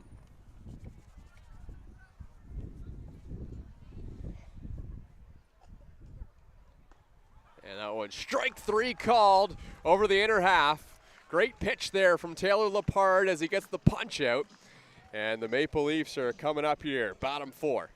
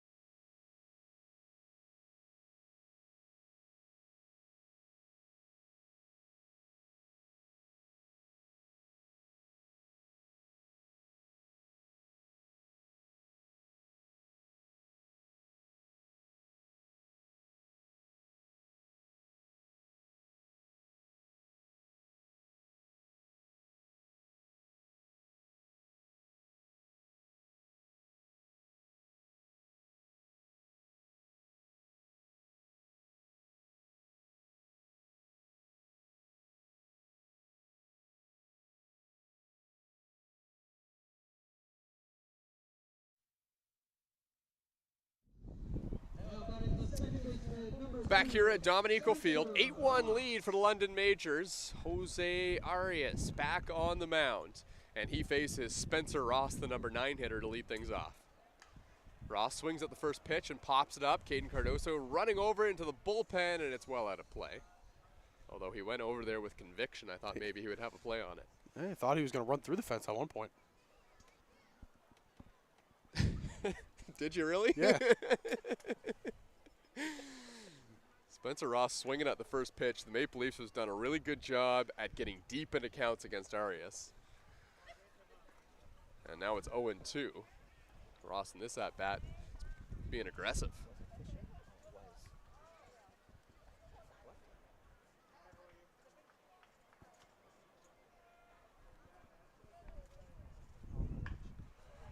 This one's a line drive into the outfield for a base hit for Spencer Ross. He's thinking about 2. He's going to 2. Here's the throw, not in time. Spencer Ross with a hustle double.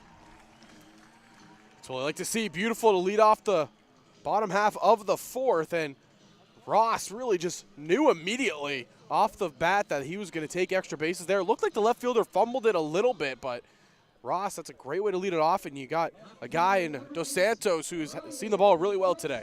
Yeah, even if Champ Garner did or didn't fumble that ball out there in left field, he was already shifted to the right quite a bit, so he wasn't able to cut that ball off very well, as this one gets to the backstop and Spencer Ross finds himself at third base. Now, Maple Leafs aren't really interested in 1 run. They're going to need a couple to kind of get back into it, you'd think. I mean, just in 1 inning, right? But they've got the makings of an inning right here. They've got a runner on third base. That was the number 9 hitter. Now they've got the top of the order coming up, and this is Ryan Dos Santos at the plate. Dos Santos yet to register an at-bat today, 2 walks. John Javier, who he's 0 for 1 on the day with a sac fly. Really, he's seen the ball well. It's just a little bit unfortunate, really, when that second at-bat got underneath it a bit.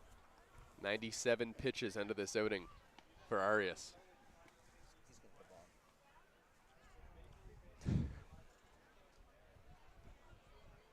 Here's the 1-1. Santos takes up and away.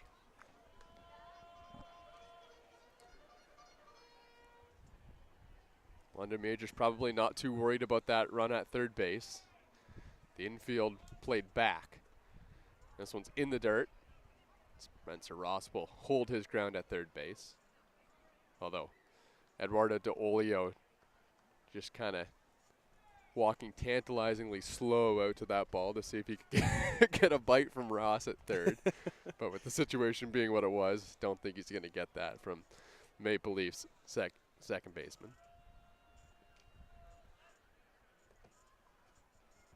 Three and one now to Dos Santos, and he takes low at the knees for a ball. And the streak goes to 3. Good thing you looked that up earlier, isn't it? Now you got that stat. And in the words of Megan, somebody that I'm very good friends with, she told me, Ryan, he likes to swing the bat. He doesn't want another lengthy walk streak. He likes to swing. I think he'll take the getting on base. He'll take the getting on base, I'm sure. Because he likes to run around the bases, too. First pitch of ball there to John Javier. He's the third baseman for the Maple Leafs today. The most interesting man in the IBL, Ryan Dos Santos. Yeah. Last year, ate ice cream pregame to get locked in. Did it work? Sometimes. No confirmed evidence. John Javier playing third base. If he can play some defense and keep hitting the way that he hit in game number 1, he can earn himself some playtime over there at third. And he hits this one pretty well. It's high and deep to right center field, and that one is gone. John Javier, a 3-run shot. And the Maple Leafs have cut the deficit to 8-4. I said he was seeing the ball extremely well today, and that second at-bat he popped it out. He just missed it. That time, did not miss it whatsoever. Beautiful swing out of Javier. Who is this John Javier guy? He is swinging it for the Maple Leafs.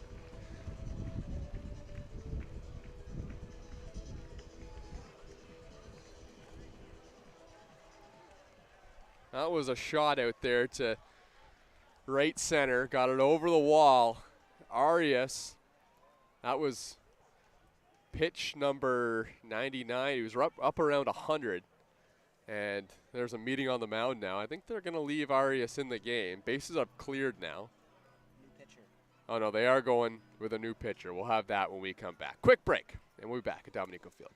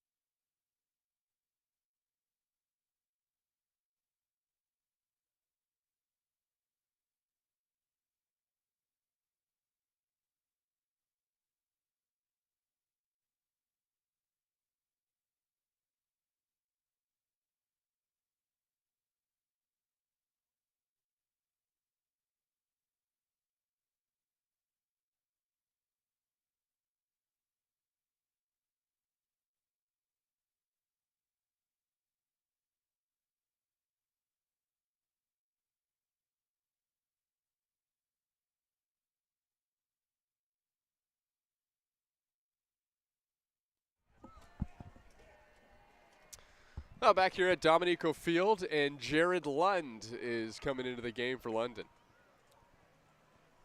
First batter he's going to face is Rando Moreno.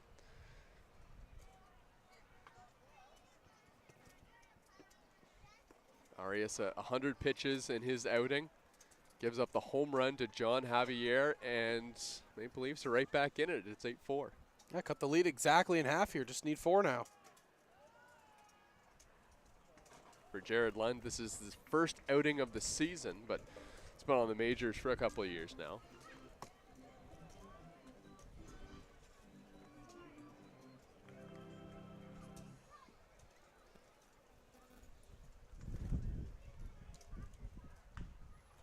And there's a line drive towards center, and that one falls in front of the center fielder Simmons. Rando Moreno, a big turnaround first, and then he heads back. And Rando Moreno just continues to deliver and just produce for this Maple Leaf squad. We knew coming into the year that he was going to be fantastic defensively, but really I think everything they've gotten from the bat, it's just been such a big plus for this Maple Leafs team.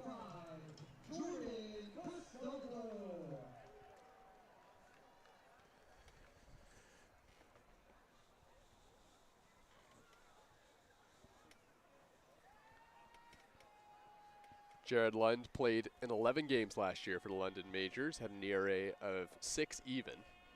Now faces Jordan Castaldo, who's looked good at the plate today. He's taken a couple walks. First pitch of ball up high.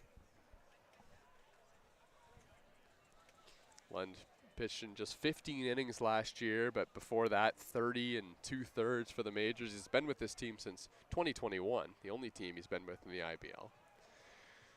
And this is a good part of the lineup for Jared Lund to face if he was going to face any part of the lineup for the Maple Leafs, just because he's a lefty. And Jordan Castaldo and Justin Mara are the two batters up next.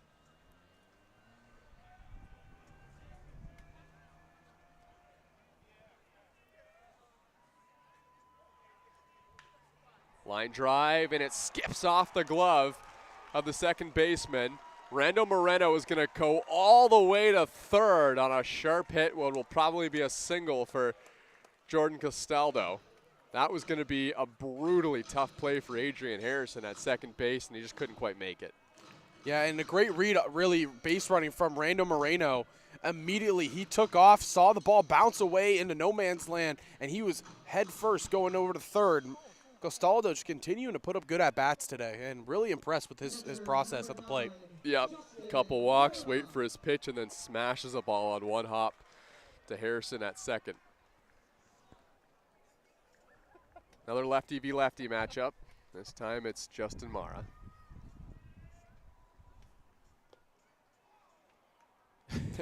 Rando Moreno. He's a fun guy. Yeah, so he gives off fun vibes. Yeah, that pitch was in the dirt. Moreno had danced off third base a little further than he should have. D'Olio wasn't even thinking about throwing it down, but he was about to dive head first back into the bag. That pitch a strike on the outer half, 1-1 on Mara. So the Maple Leafs, some of these veteran batters like Castaldo and Mara, they know they're going to face a lot of lefties, so they are encouraged by their coach Rob Butler, who throws batting practice to them. He's also a lefty. He throws the ball from the left side, and that's their way of kind of warming up to face all the lefties that they get in the Intercounty Baseball League, because they know what's coming, and so that's how they warm up, with the lefty throws from Rob Butler. The 2-1 just outside. Lund didn't get the call on the breaking ball. Looked at the home plate umpire. You can see him kind of motioning there with his hand, saying, is that ball outside, just off the plate? This is just a veteran at-bat right here. Hitters count for Justin Mara. The pitch misses upstairs. The bases are loaded for Toronto, and isn't this an opportunity? Bases loaded, nobody out. And it's Dennis DeBanning who's coming up to the plate. And again, DeBanning, probably the best power hitter so far this season for the Maple Leafs. Can he come through in a big spot here? You know he wants to. He loves being back in Toronto. And these are kind of the moments that he enjoys to be in. So here's the first pitch for Dennis. And it's upstairs. This is a much better matchup now for the Maple Leafs. Dennis DeBanning hitting from the right side of the plate, facing the lefty Lund. Remember back in the first, DeBanning had something similar. It was bases loaded, 1 out, and he came up swinging first pitch. A swing and a miss. Here comes Moreno, and he scores. That pitch in the dirt. Nobody else moves up, but Moreno got a great read on it and scores. 2 pieces of excellent base running by Rando Moreno, and it's 8-5.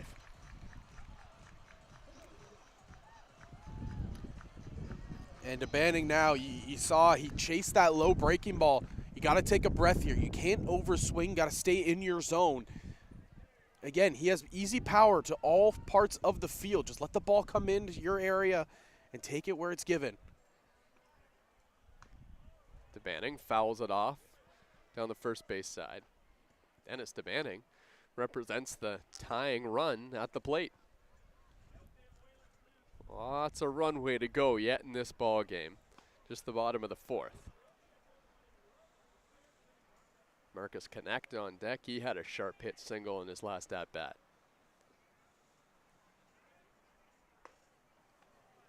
Swing and a miss from Dennis DeBanning, and that's out number 1.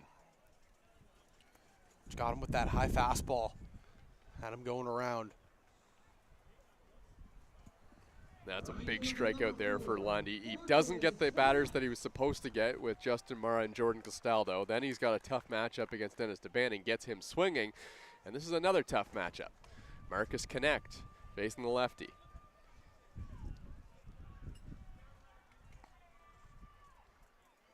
Lund misses outside. With Jared Lund struggling a little bit for command, it means that Marcus Connect can sit on a fastball.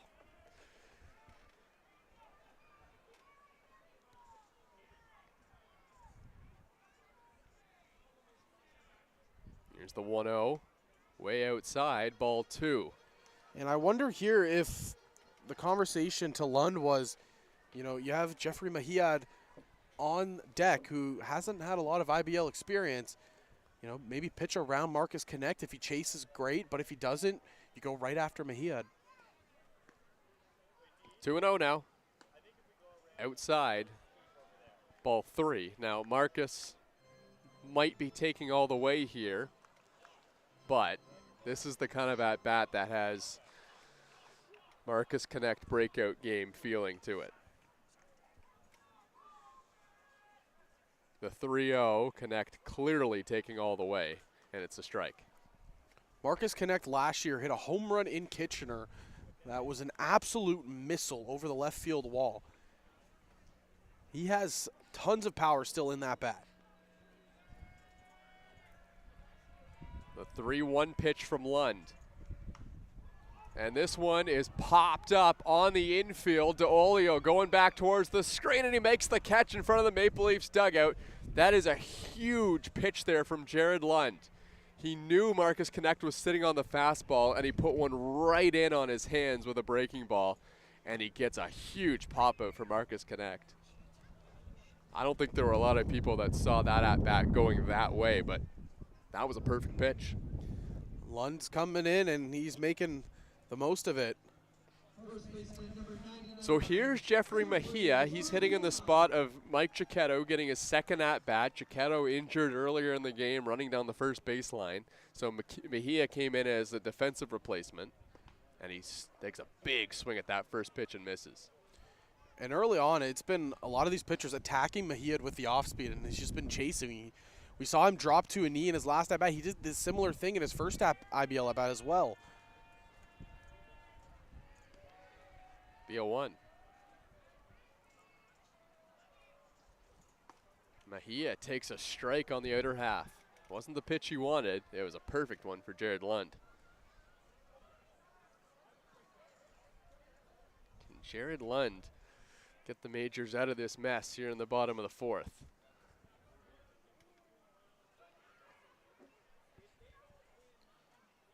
That pitch in the dirt. Runners hold. Good block there by Eduardo DeOlio. DeOlio has gotten a lot of work this inning when it comes to blocking. One run is charged to Lund. All the runners on the base paths are his responsibility as well, as he came in after the 3-run home run. But it came in on a wild pitch, and it was just a great piece of base running by Rando Moreno. The 1-2. That one's outside. And we're level at 2-2. Jeffrey Mejia. Big power at the plate for the Maple Leafs, but they would just take anything here. Keep the line rolling. Spencer Ross, who had a sharp hit double that he hustled into second base on, he's on deck. 2-2. This one's hit into the outfield and down for a base hit. It splits the outfielders, rolls close to the wall. A run comes in to score for the Maple Leafs, and it's 8-6. Jeffrey Mejia, his first hit as a Toronto Maple Leafs, his first hit in the Inter-County Baseball League, and how about your first RBI as well? That's a massive at-bat from Mejia, and you see there, he gets the ball, and he just throws it all the way back to the dugout. That's a good swing there from Jeffrey Mejia. Yeah, it was a very controlled swing. Like I mentioned, in his first two at-bats, we saw him drop to a knee, and that just kind of means he's over-swinging on those breaking balls. That time, he stayed compact. He stayed on his back leg, and he just drives the ball beautifully to left field. New pitcher coming to the game. I know Ricardo Alvarez de Lugo was warming up, and I think it is Alvarez de Lugo coming into the game. We'll have more on him when we come back.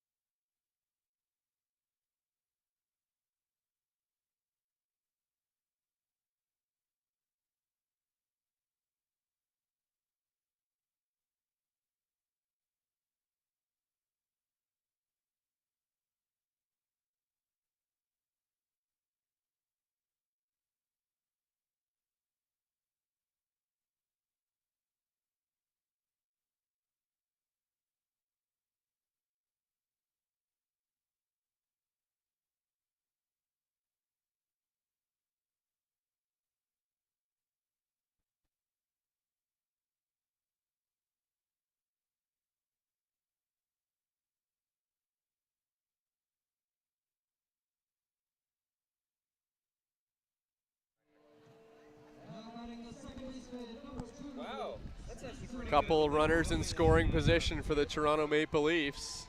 Spencer Ross at the plate, and the new pitcher in the game, Ricardo Alvarez de Lugo.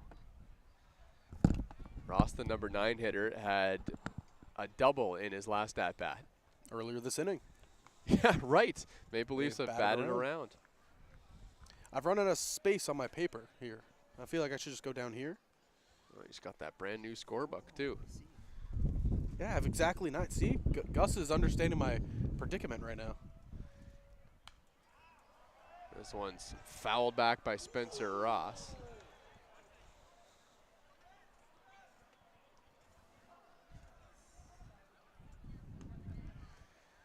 What a battle back it's been for the Maple Leafs. They went down early.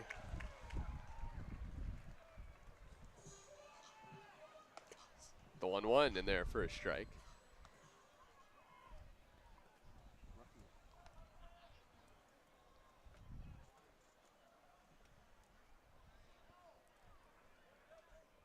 Ricardo Alvarez de Lugo trying to hold the Maple Leafs right here, and his pitch just misses outside to Spencer Ross. And the count's now 2-2.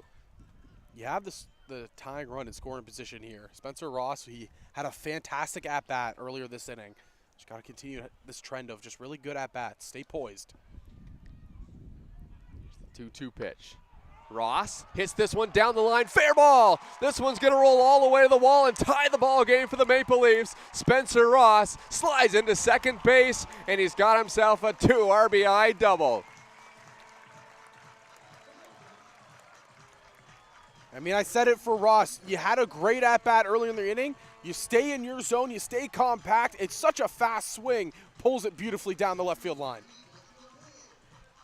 Yeah, when Spencer Ross led off this inning with a double, we said this has the makings of a big inning with Jose Arias deep into his pitch count, and the Maple Leafs have scored 7 times in the inning to tie it up.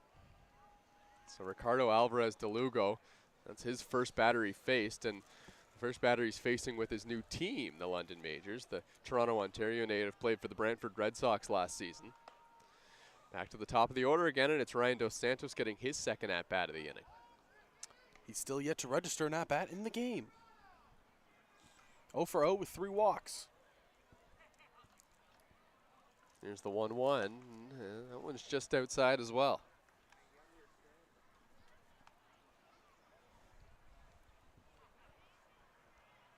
Ricardo Alvarez de Lugo had an ERA of 6.04 last season with Brantford. This is his 3rd season in the Intercounty Baseball League.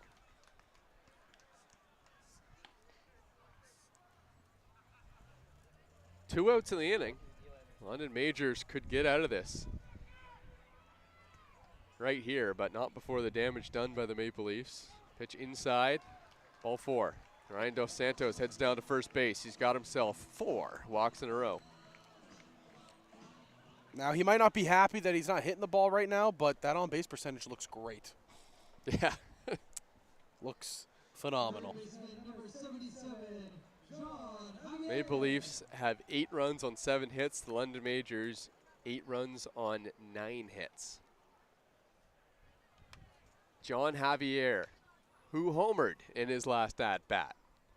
It was a 3-run shot, and that's what kind of sparked the life for the Maple Leafs. Made the game 8-4, and here he is coming up again, and we're tied at 8s. The 1-0, chop to third, foul. Ty Mosher hasn't got a ball yet down there at third base for London.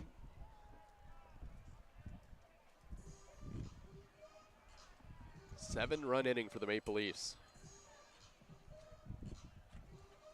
What an inning it's been. And again, it was John Javier who just exploded this to start things off with that 3-run home run to the opposite field. Yeah, a lot of this with 2 outs, too. Yep. 1-1 in the dirt. The approach of this Maple Leafs team, we talked about it and numerous times, it's changed. They're not trying to pull the ball as much. They're allowing it just to kind of play to any part of the field. Javier got a good swing on this when he pops it up. Oh, this is in no man's territory, but now catch made by Champ Garner as that wind continued to blow it out to the left fielder, Champ Garner. Maple Leafs score 7 in the bottom of the 4th, and we're tied at 8 here at Christie Pitts.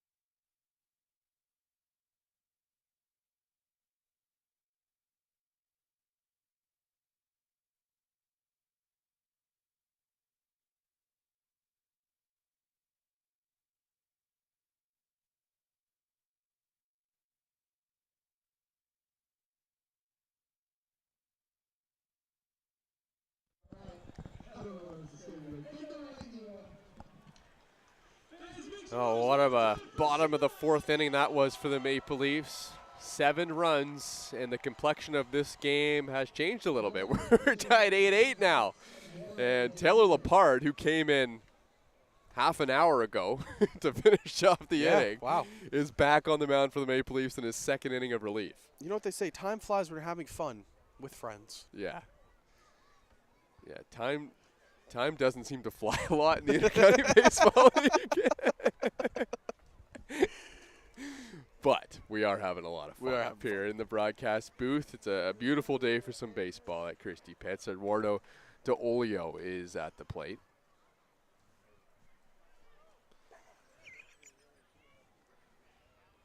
Taylor Lepard has fallen behind in the count here. And then gets a big swing and a foul tip from DeOlio, and the count's 2-1.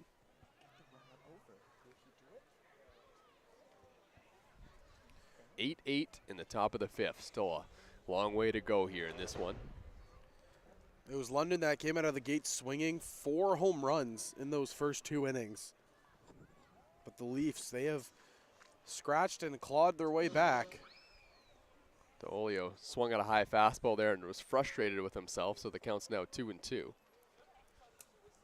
A couple of the games happening around the Intercounty Baseball League right now. Brantford up 3-1 over Guelph. Chatham Kent up 7-5 over Kitchener. And Welland up 2-0 over the Hamilton Cardinals. Big swing and a miss, strike 3. Taylor Lepard gets DeOlio with a high fastball. 2-0 for Welland in that game, not the What Cardinals. did I say? You said Cardinals. Oh. It's okay. That's what I'm here for, buddy. Thank you. Here to help you out if you ever need it.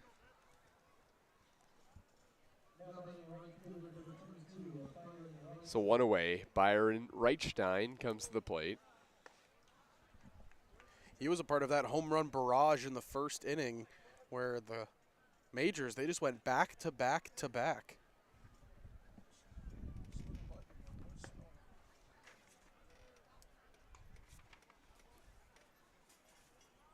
Taylor Lepard trying to get through 2 innings of relief just like he did in his first inning against Kitchener.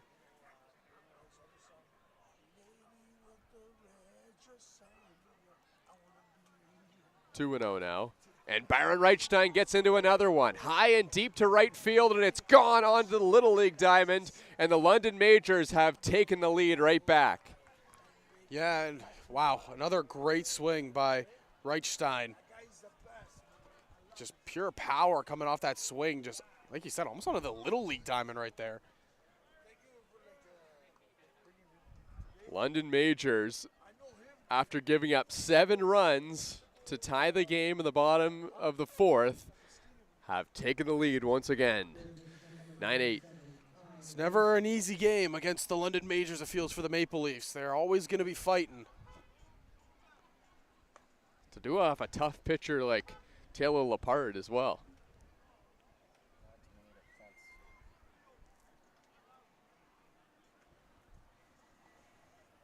The 1-0, this one's on the ground. Picked up by Spencer Ross. He throws to first in time for the out, and there's 2 away. Feels like this game has some more runs left in it, doesn't it? At this rate, probably. Probably. 9-8, top 5. Lepard has Champ Garner coming to the plate. Garner 1 for 2 on the day.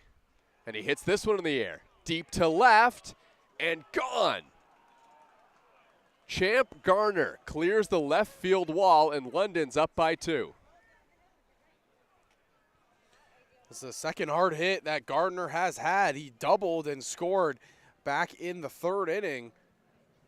And he just continues to just torch the Maple Leafs, it feels like. First home run of the season for Champ Garner. And London has come back in the top of the 5th to take the lead again, now by 2. This is going to be a battle of which relief pitcher can lock it down for the rest of this game. Pitch to Brad Verhoeven, who's at the plate now on the outside corner for a strike.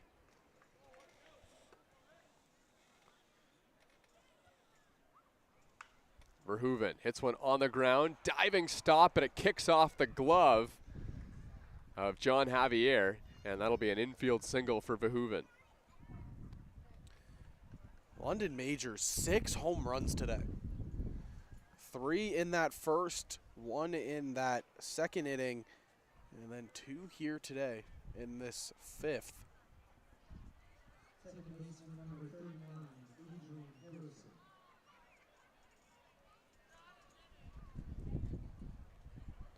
Brad Verhoeven has collected his 2nd hit of the season. Now the second baseman, Adrian Harrison, at the plate. Harrison's had a good day. He's 2 for 2. With an RBI as well. The 0-1. Harrison takes just outside.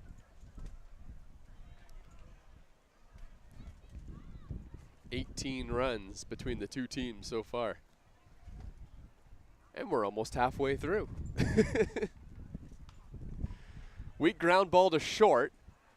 Picked up and thrown to the second baseman, Spencer Ross, to record the out. That's Rando Moreno at shortstop.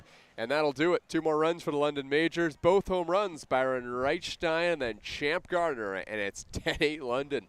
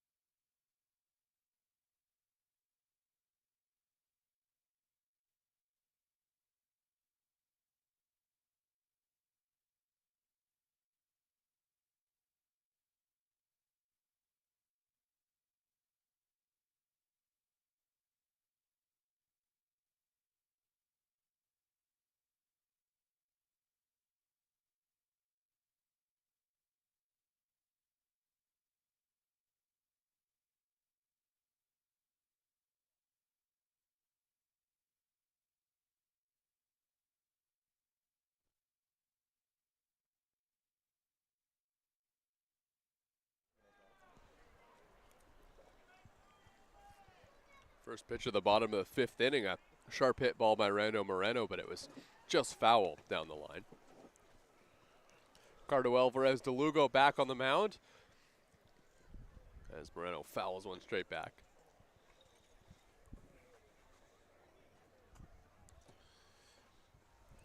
Well, how do the Leafs answer back? I think that's the biggest question here in this half inning.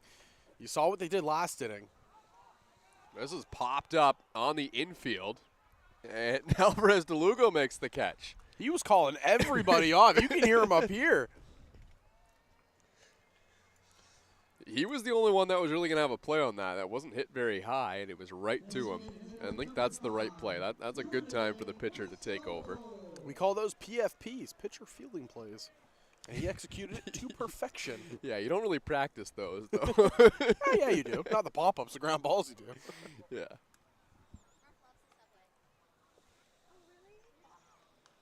Jordan Castaldo fouls that one off. As you know, I'm not very good at hitting pop-ups. Remember that the other day? I think it was the opposite. You were fantastic at it. I was terrible at it. Thank you. Thank you. One thing for everybody at home, because this is obviously a very important statistic, Thomas West has cleared the fence here at Christie Pitts. Thank you for saying that. He has cleared the fence. That one out. It was an absolute moonshot right over that right field wall. No, not with the fucking regular bat. Regular bat. Yeah, 33-inch. Rawlings, was it? Yeah. Metal? Nope. BB core? 2-1. If you hit it right down the line, it's only about 300 feet away there down the line, so it's really not that far. There's the 3-1 pitch to Jordan Castaldo. Check swing, and he's frustrated. I think he would have thought that was going to be ball 4, but he got a piece of it anyway.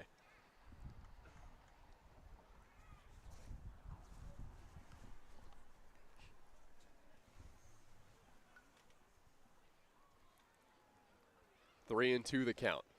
Castaldo trying to get on base again. And he will.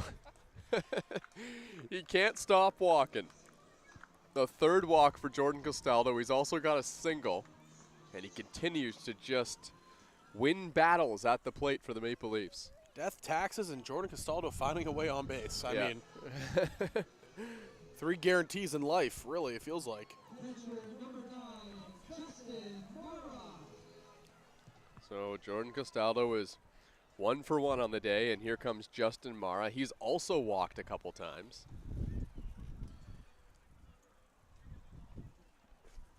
Mara 0 for 1 with 2 walks. You know the man on deck wants to have another chance here. Dennis DeBanning. Yeah.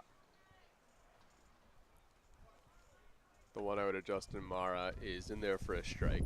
Yeah, DeBanning and Mara and Dos Santos, actually, because he hasn't had a at-bat, are the only ones that don't have a hit today for the Maple Leafs.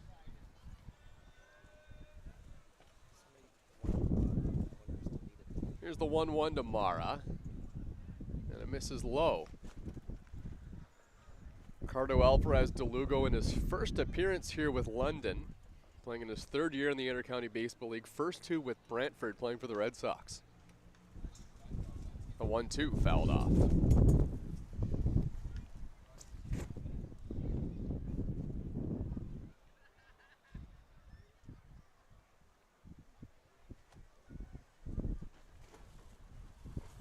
Alvarez de Lugo stopping to tie his shoe there. And now he'll step back on the mound and throw this 2-2 pitch to Justin Mara. And Mara hits it high in the air, deep to right field. It's at the wall, and it's off the top of the wall. Justin Mara is going to have to hold up at first base, Castaldo to 3rd, and that's a long single for Justin Mara with 1 out.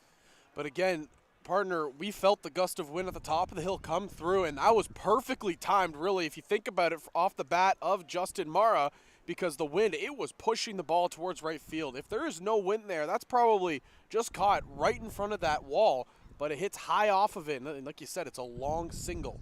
Yeah, we'll have to ask Justin after the game, but I think he thought that ball was gone, and that's a great point you brought up. There was a huge gust of wind that just blew through. It almost blew our tent right off the hill, and that happened right when that Mara ball was hit. I'm wondering if it got knocked down in the wind. So the wind is ripping from right to left here at Christie Pitts. First pitch a strike to Dennis DeManning. Second pitch a breaking ball. It looked pretty good, but it just missed inside. He wanted to swing it at two. He went forward, but he held himself back. He's seeing the ball really well. He's just missing it here today.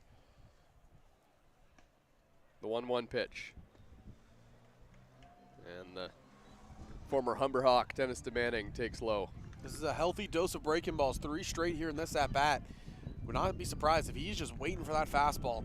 Yeah, and Dennis DeManning has been hunting the fastball. I mean, he was on record in the post-game interview saying he was hunting the fastball. That was not a fastball, another breaking ball, and it's 2-1. 4 straight. You know, so we were talking to Dennis DeManning after the first game when he hit that first home run with the Maple Leafs, and he said he was kind of frustrated with himself because he felt like he wasn't jumping on fastballs that he was getting in that game against Kitchener. And the home run he hit, he just saw a fastball over the plate and put a good swing on it.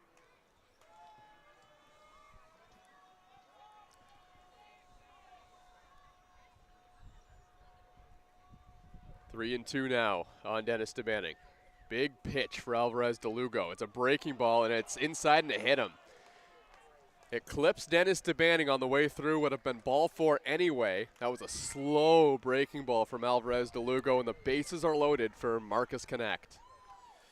And this is another guy. It was back-to-back hitters really in the last inning that, you know, they wanted to be able to come up and do something for the team. Marcus Connect, he swung at a high fastball and was just underneath it, popped out to the catcher. So this would be a fantastic moment for him to get off the schneid a little bit. Yeah, so with Roop Chanderdat heading out to the mound there, then Ricardo Alvarez de Lugo is over. New pitcher coming into the game for the London Majors, and it's a big spot. Bases loaded for the Maple Leafs.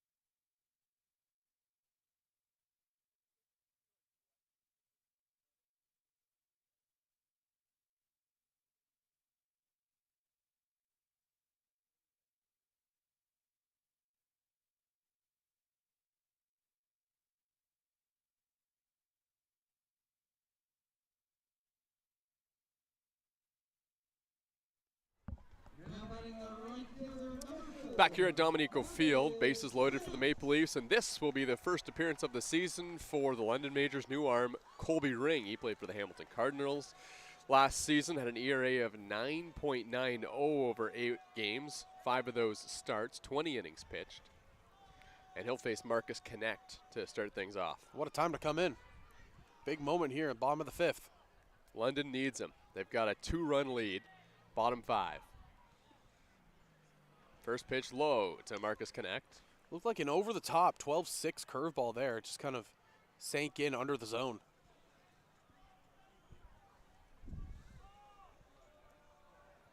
Two years with the Hamilton Cardinals for Ring is only 2 years in the IBL. Connect fouls it off the facing of his own dugout. Jeffrey Mejia is on deck, and what a big swing he had. A 2 RBI double to tie the game at 8 in his last at-bat. And it doesn't get any easier after him. Spencer Ross, who's had a great 4th inning. Really, 2 for 2 in the inning with 2 RBIs. 2 identical doubles. Exactly. Second time they had him played correctly, but he just hit it harder.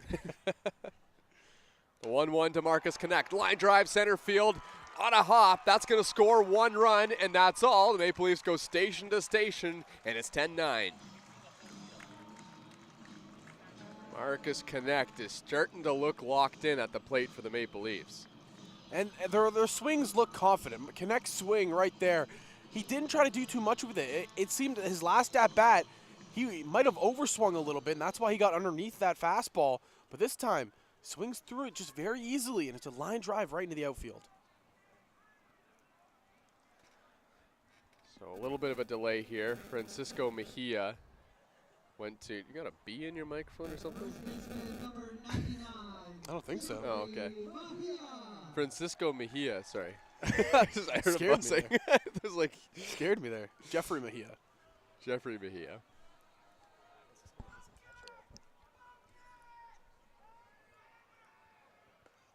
Slow breaking ball for strike 1. And that's the steady dose that Mejia has been given really since starting here in the IBL. He got 1 fastball and he hit a line drive into the outfield.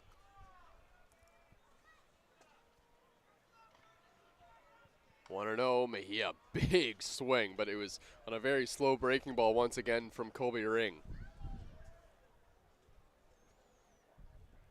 Ring has a career ERA of 8.25 in his 2 years with Hamilton.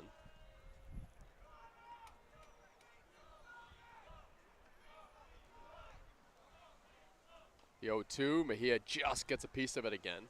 Man, Mejia's got 1 speed with that swing, and it's full power. If he can get a little bit more controlled with that swing, he could be a very dangerous bat for this Maple Leafs team this year. Just like he did in his last at-bat. He's able to muscle that ball into the gap. Another 0-2 pitch from Ring. And this one's hit on the ground to short. Flipped to second for 1. On to first. Picked at first base by Cardoso. And that's a big double play. Colby Ring holds it at 1 run for the Maple Leafs. And London continues to lead 10-9 here at Dominico Field.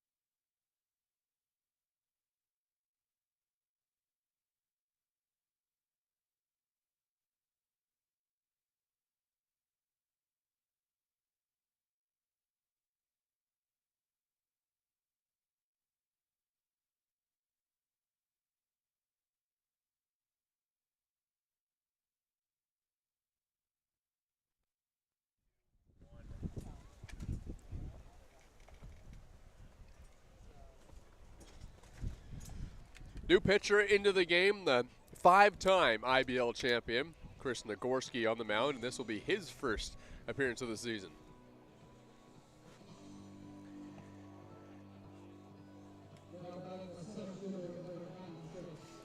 Center fielder and leadoff hitter Toby Simmons is going to start things off. Big inning here for Chris Nagorski, trying to hold this game right where it is and give the Maple Leafs a chance to take the lead again. Simmons bunting, and he fouls it straight back. He tilted the bat down a little bit there. Simmons, it looked like he was trying to go down that third baseline. Javier was playing a little bit back. Toby Simmons played a couple years in the Florida Marlins system between 2022 and most recently 2024. This one's down the line and foul into the dugout of the Leafs. Simmons is a youngster on this team, an outfielder born in 2004, and he hails out of the Bahamas. So one of the imports on this London team.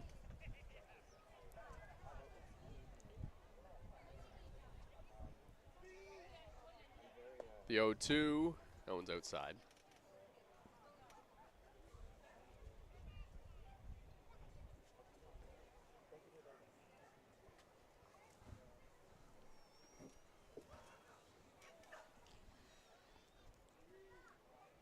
The 1-2 pitch from Nagorski, and it's fouled off again. Good battle here between Simmons and Nagorski. Maple Leafs really need a shutdown inning here. Get back on the sticks after answering back at least one last inning.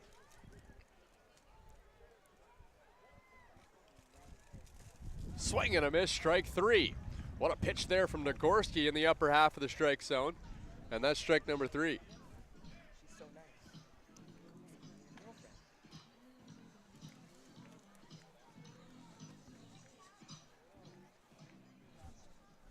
So Chris Nagorski gets a big first out. If he can get a shutdown inning here, that's big for the Maple Leafs. Runs have not been hard to come by in this baseball game. The shortstop, Francisco Fajardo, at the plate. Chris Nagorski pitched 18 innings last season in the regular season for the Leafs in the ERA of 6.50. But Nagorski's had some really good years in the Intercounty Baseball League. Second in Intercounty Baseball League saves all time. Here's the 2-0. That's a strike over the outer half.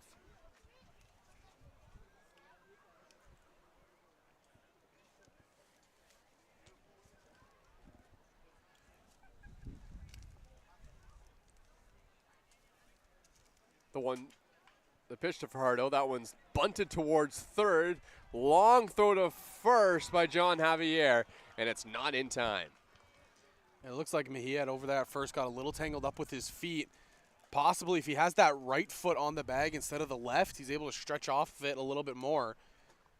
But a great play by Javier. So that'll bring Caden Cardoso to the plate, a dangerous hitter. Caden Cardoso just feels like he's ready to wreak havoc on the Intercounty Baseball League this season. Rookie of the Year, he was an all-star last season for London.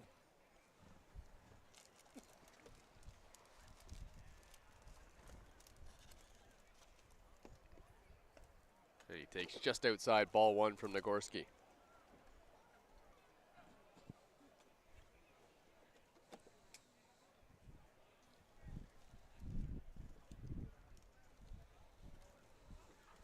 Nagorski, quick throw to first.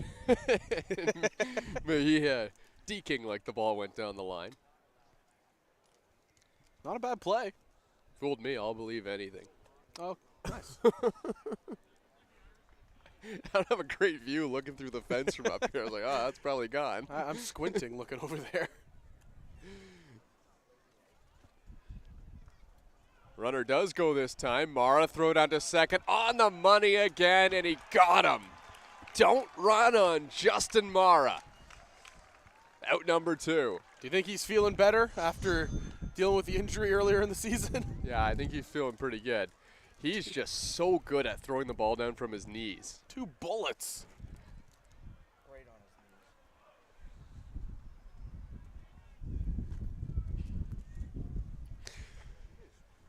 his knees. 2-0 now, Caden Cardoso. And this situation looks a lot better for the Maple Leafs with nobody on base. Cardoso hits this one in the air. This one's in a gap, and it is down and gone over the wall. That one just found its way over the left center field wall. And instead of being a 2-run shot, a solo home run for Caden Cardoso.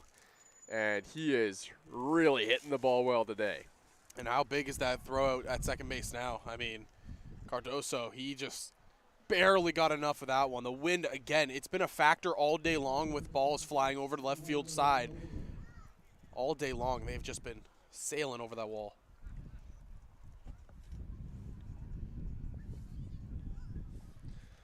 Yeah, so 2 home runs now on the day for Caden Cardoso. First one in the first, and then that one to opposite field just got over the wall. And that caught stealing by Justin Mara is big, because that saved a run for the Leafs. And again, right back to the 2-run deficit. And it's unfortunate because for the Leafs, you want to have a shutdown inning after scoring. Yeah. They just haven't been able to do that here ever since tying the game. But the way runs have been coming across in this game, a 1-run or 1-run, a solo shot, you can live with that. Nagorski can live with that too. A little pop-up to first base. Mejia right there to make the catch. Out number 3. So 1 run does come in to score on the solo shot by Caden Cardoso. 11-9, the London Majors lead here in the 6th.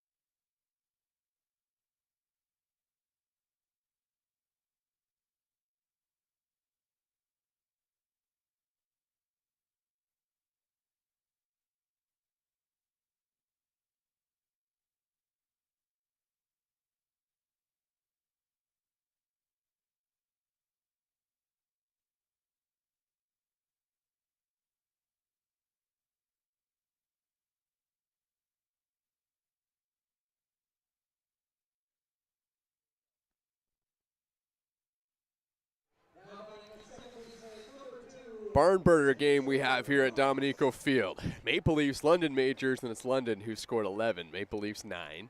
Here in the bottom of the 6th, Colby Ring in his 2nd inning of work. Spencer Ross is the batter, and he's doubled in each of his last 2 at-bats. First pitch in the dirt from Ring.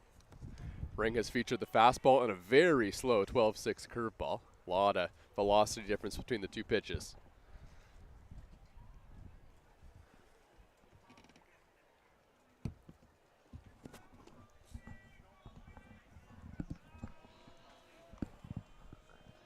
Ross takes low once again. Colby Ring has fallen behind the first batter. And, you know, what's important here, Zach, for these Maple Leafs hitters is that when you get in a situation like this, as Ross takes inside ball 3, where runs are coming really quickly, you can get a tendency of being a little too aggressive and not sticking to your approach at the plate. Maple Leafs hitters got to stick to that approach at the plate where they have been disciplined and waiting for their pitch. Yeah, it's the key thing. You just got to continue with the game plan of just having a really good approach. And I mean, Spencer Ross, he's just had that today. He heads down to first, a 4-pitch walk. And the tying run comes back to the plate in the form of Ryan Dos Santos for the Maple Leafs. So this is where things get interesting for Dos Santos, as it's his first time all day facing a lefty. Yeah. And he hasn't had to swing the bat a lot. Walked 4 times today. First pitch, slow curveball outside for a ball. And of course he starts an at-bat 1-0. Last year was Ryan Dos Santos' first time having a nice full season for the Maple Leafs where he didn't have to go play college baseball after. Looking to do the same here with Toronto. The 1-0 in there for a strike, another breaking ball from Ring. Ryan Dos Santos played his college baseball at Southwestern Oklahoma.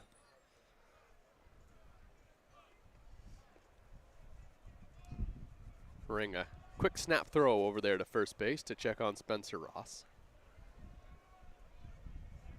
Maple Leafs haven't tested Eduardo D'Olio's arm very much, but it is widely regarded as one of the better ones in the IBL. The pitch from Ring is high. Steady diet of breaking balls to Ryan Dos Santos here from Colby Ring.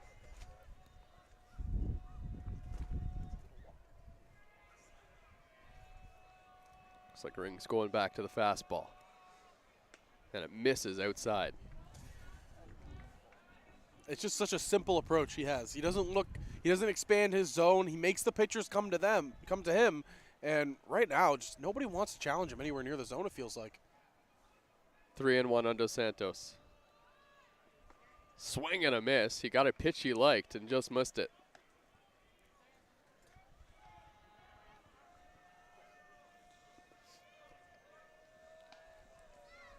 Spencer Ross takes his lead off of first base. Ryan Dos Santos in the 3-2 count with nobody out.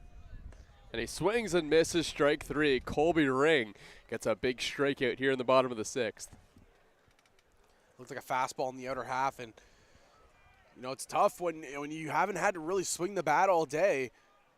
Finally, somebody challenges you, and it just gets it by him. So can John Javier bail out the Maple Leafs again? Tying run at the plate, hit a 3-run home run earlier in the game. What a big shot that was to get the Maple Leafs back in it. Another slow breaking ball, just misses. He has great pop in his bat. It's more so as if he's able to get it on a line where it's not necessarily a pop-up, but it's just basically the ball's in the air soaring. 1-0 upstairs. Ring has snapped off a couple of those curveballs where it looks like he's really kind of found the release point and he locates it right at the bottom of the zone, but he's also had some that feel like they kind of slide out of his hand. And those are the ones that miss wildly or get hit pretty hard. 2-0 on Javier and a throwback to first base. Spencer Ross hasn't taken much of an aggressive lead off of first. He is known to have pretty good speed though.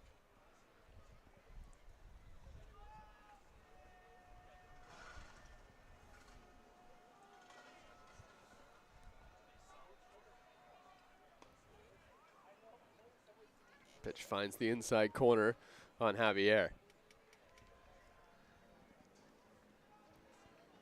Spencer Ross just has one career stolen base in his now 3rd season in the IBL. Fastball high, 3-1. Javier, I'm very much seeing why there's a lot of hype around his name in the Maple Leafs clubhouse. Yeah, Dustin Richardson shot him a message after the great first game that he had. He was just thrilled with what John Javier brings to the table. He pops this one up. This one's back and out of play and onto the hillside.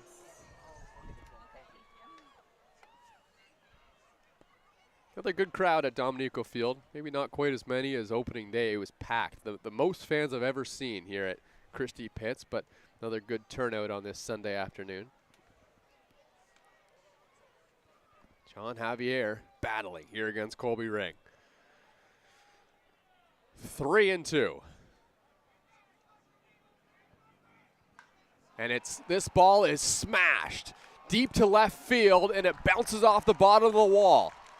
It's going to be a double for Javier. Ross gets the stop sign. Throw home was perfect, although it did skip away from Eduardo D'Olio, and the Maple Leafs have something cooking once again here in the bottom of the 6th.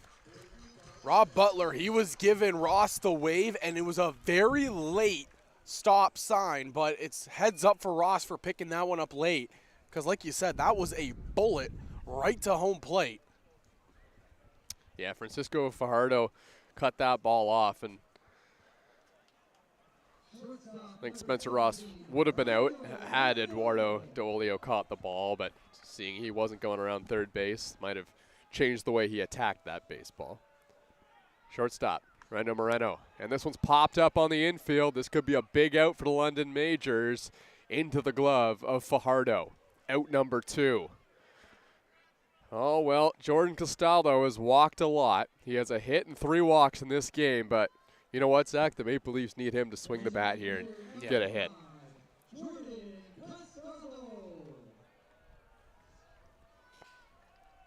Officially 1 for 1. Wonder how much Colby Ring, that affects the way Colby Ring attacks Jordan Castaldo here. Knowing that maybe this is not the at-bat to be selective.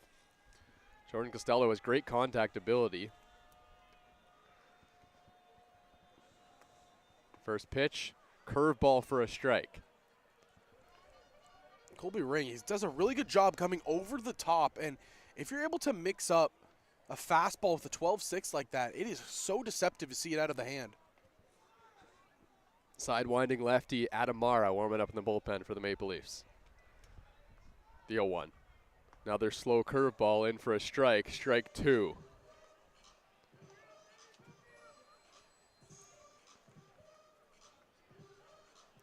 Saw a little pep in the step there from Colby Ring after locating that curveball perfectly once again at the bottom of the zone. Well, Jordan Castaldo is in a battle here. Here's the 0-2 on the veteran lefty. Another curveball, strike 3 called over the inner half. Colby Ring fired up as he heads back to the dugout, and he holds the lead at 2 with the Maple Leafs threatening in the bottom of the 6th. London 11, the Maple Leafs 9 here in Toronto.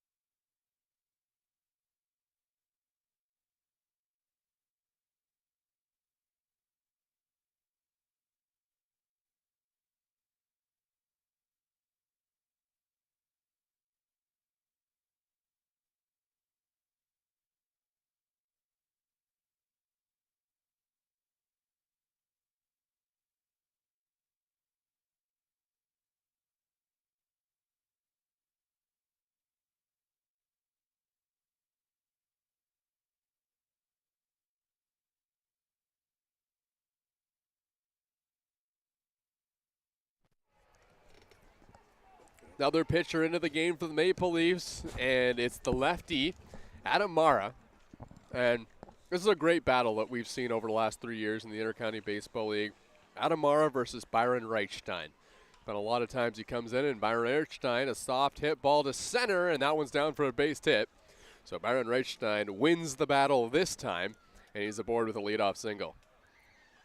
And really, we've seen a lot of the baseballs hit to the outfield carrying. That one kind of died right in front of Dennis DeManning.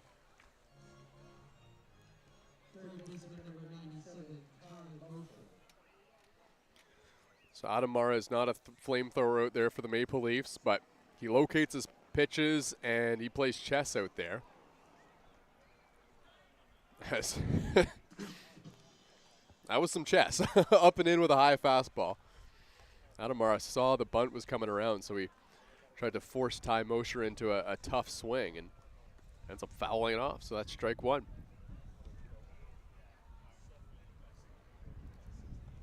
The 0-1 pitch, another bunt.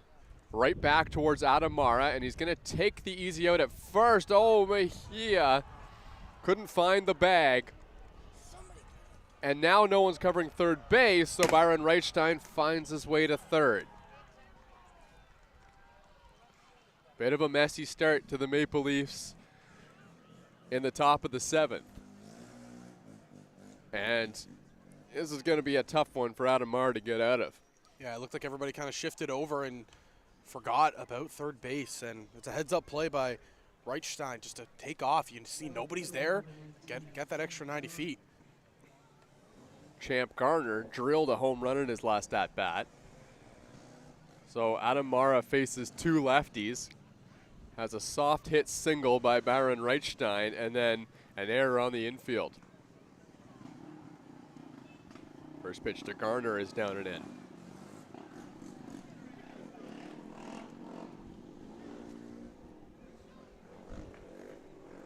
There's the 1-0 from Adam Mara, and just misses high.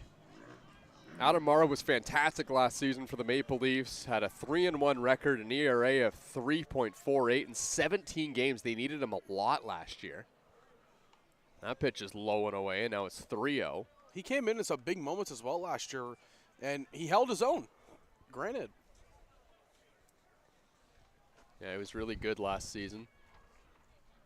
Big save against Hamilton. This one misses, and base is loaded now as Champ Garner heads down to first base. Wondering how much Adam Mara was thinking about pitching around Garner. You know, first base wasn't open, but now the Leafs do have that force out at home, and if they were going to get out of this inning, you'd think it would start with a force out at home plate. Yeah, Verhoeven, he hasn't had that good of a day at the plate so far, and Champ Gardner, he was 2 for 3 with a walk as well. He's been hitting the cover off the baseball today.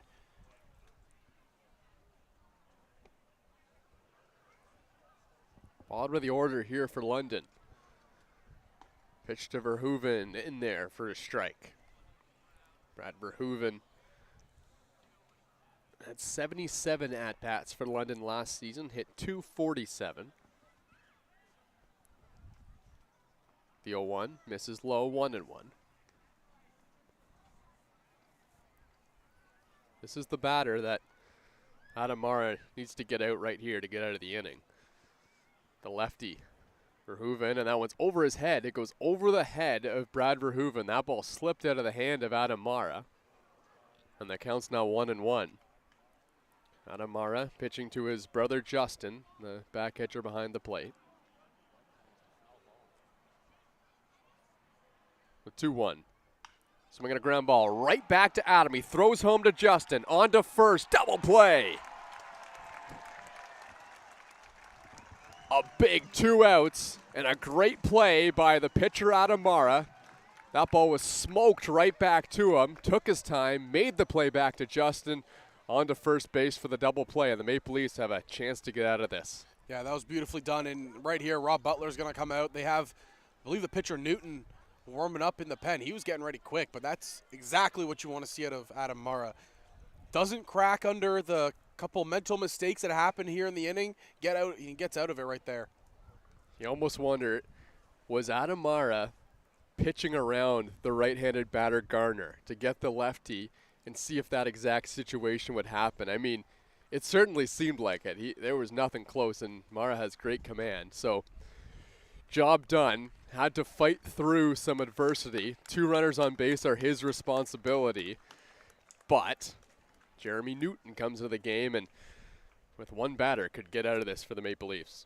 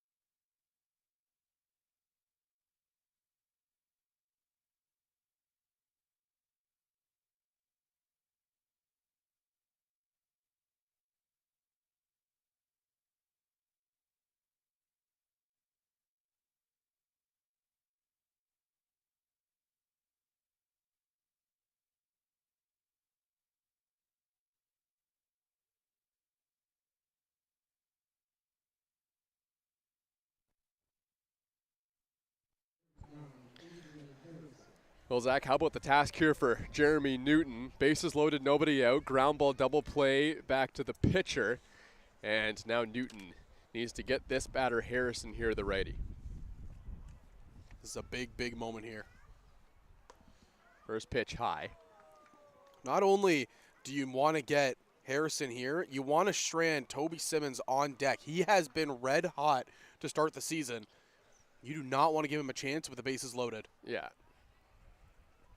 Could get messy for the Maple Leafs if they get the top of the order back up. That pitch in the dirt. Good stop there by Justin Mara. That saved a run. If you're Newton, you got to be aggressive here. You can't continue to fall back in this count. Already behind 2-0. Jeremy Newton pitched last Sunday, went an inning and 2/3, gave up a couple hits, 1 earned run.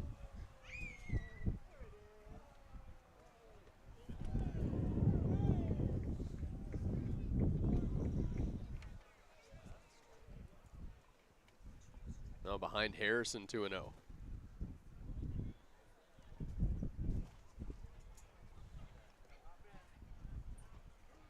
Two on base. Newton trying to leave him right there. Throw back to third, and Justin Mara not able to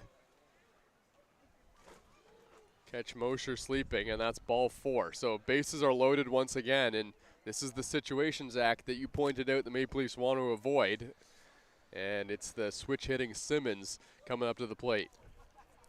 You have nowhere to put him. You got to pitch at him, and Simmons, he knows that. He has been dangerous all year long. Simmons takes a strike. You start him off with a fastball on the outside. You just can't give him anything in his wheelhouse. That's the key thing. You got to try to get him to chase on something low here.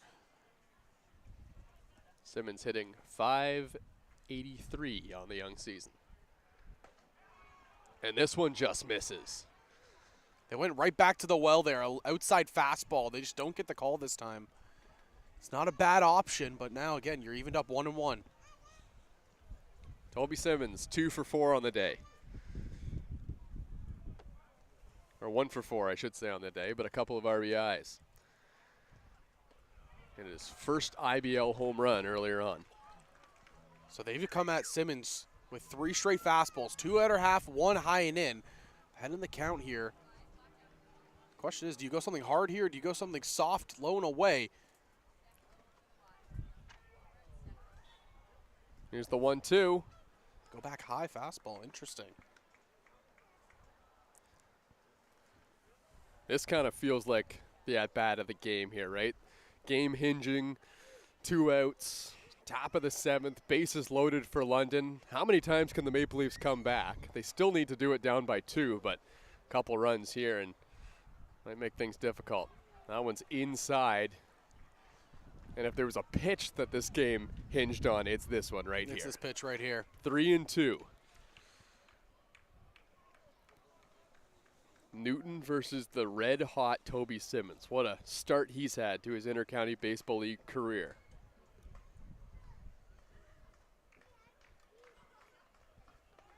And it's up and away, ball 4. So a run comes in to score, and London leads by 3. And that sequence, I mean, I just don't fully understand it. You get ahead with fastballs. You have one pitch to work with there. Why not try to bury a breaking ball low and away? Try to get him to chase, get something close, but you miss with a fastball again. Then you go with a breaking ball and miss wide inside. Ground ball. Gloved by Ross. He flips to second. So damage limited by Jeremy Newton, but 1 run does come in to score. And the Maple Leafs, with just 9 outs to work with, trail by 3.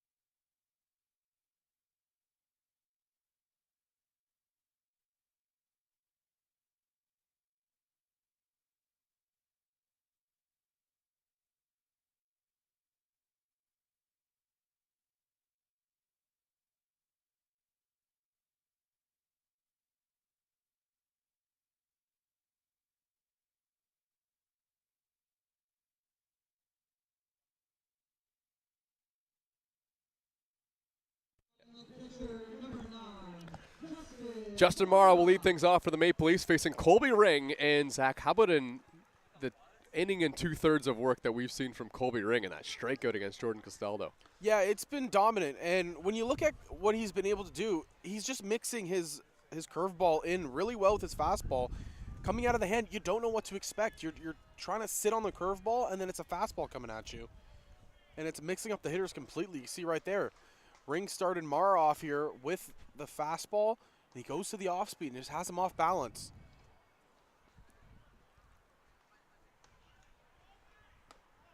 Another one finds the zone. Yeah, 3 straight curveballs with the Maple Leafs threatening, and one of their best hitters at the plate in Jordan Castaldo locates 3 of them perfectly to get the strikeout. Here's the 1-2 to Mara. Strike 3 called. He found the outside corner again with that slow curveball. That's just back-to-back at-bats where the hitter doesn't even take the bat off their shoulder because it's just so hard to pick up out of the hand. And that's where you got to credit the pitcher because you're able to just use so much deception when you're throwing. I feel like slow has a bit of a negative connotation, but just to be clear, it's sharp. Yeah. It's slow and it's sharp from Colby Ring. If we think back to how this game started, Ayami Sato on the mound, that's her bread and butter too. Dennis DeBanning.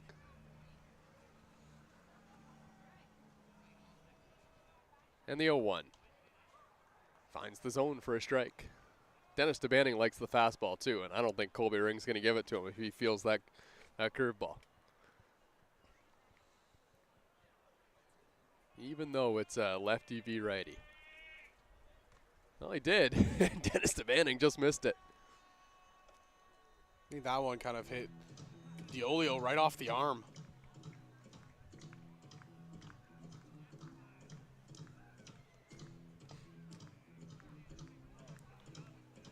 The Maple Leafs today have used, pitching-wise, Sato, Deska, Lepard, Nagorski, Mara, and Newton. London, Arias, Lund, Alvarez, DeLugo, and now Colby Ring, and he misses high to Dennis DeBanning. This might be Colby Ring's game to finish off here. Would not be surprised. He's pitched very well.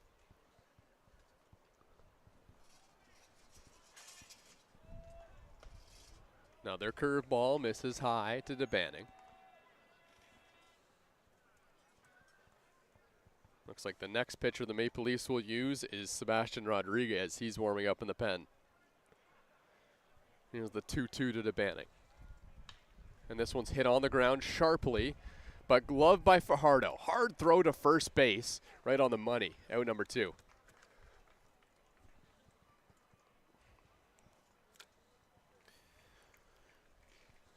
Sebastian Rodriguez will be interesting if we do get to see him in this game. He's pitched in each of the first 2 games for the Maple Leafs. He's the import spot, which means big expectations, but things haven't quite gone Sebastian Rodriguez's way. You know, it felt like in that game against Barrie, there was a little bit of shaky defense from the Maple Leafs side of things, and you know, he just couldn't get that out that he needed, and he's given up a couple of runs in each of his first 2 outings of relief.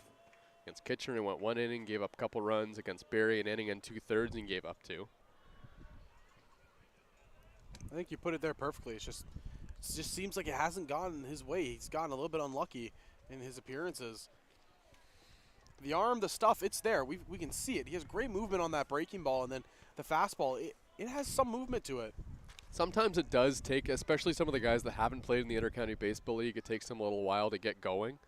I mean, Johannes Alvarado has been the example of that every season that he's played, including this year. The very first season, couldn't find the strike zone, and then he was dominant. Best pitcher in the Intercounty Baseball League. Last year, slow start to the season, got much better as the season went on. This year, bad first outing, really good against Barrie. Here's another line drive by Marcus Connect, and it's off the glove of the center fielder, Toby Simmons. Marcus Connect hustling around first base, throw to second, not in time. Connect slides under the tag safely. That's another great at-bat from Marcus Connect, and you really hope for the Leafs' sake that he's starting to turn a corner, because he is going to be a very important player this season for the Toronto Maple Leafs. Yeah, they need him. And at the beginning of the season, the talk was him being the 3-hitter. That was, you know, where he's traditionally been for the Maple Leafs, and then they get Rando Moreno, and if Rando Moreno isn't good this year, they're going to want Marcus Connect to step up into that role. So if he can hit, that really gives the Maple Leafs some security in that lineup. And right now, hitting in the 7 spot, with that kind of production, that'll work for the Maple Leafs. Another big swing from Mejia. With that slow breaking ball of Colby Ring, this isn't a great matchup for Jeffrey Mejia. He's a guy who looks like he wouldn't mind sitting on a fastball, but he's going to have to really wait on that back foot and see if he can't get a piece of one of these Ring curveballs.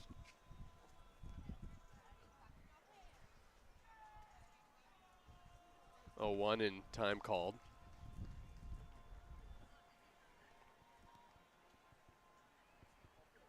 Spencer Ross on deck for the Maple Leafs. Mejia trying to get that run home from second base. It's Marcus Connect who's out there.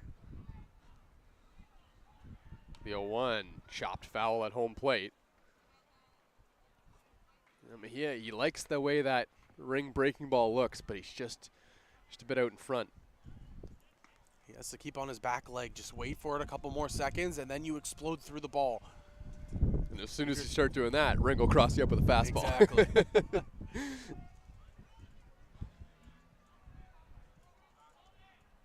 Here's the 0-2. High chopper towards third. Mosher has it. Throw to first, in time to get the out. And London gets through another inning with a runner in scoring position for the Maple Leafs. It's 12-9 Majors here at Dominico Field.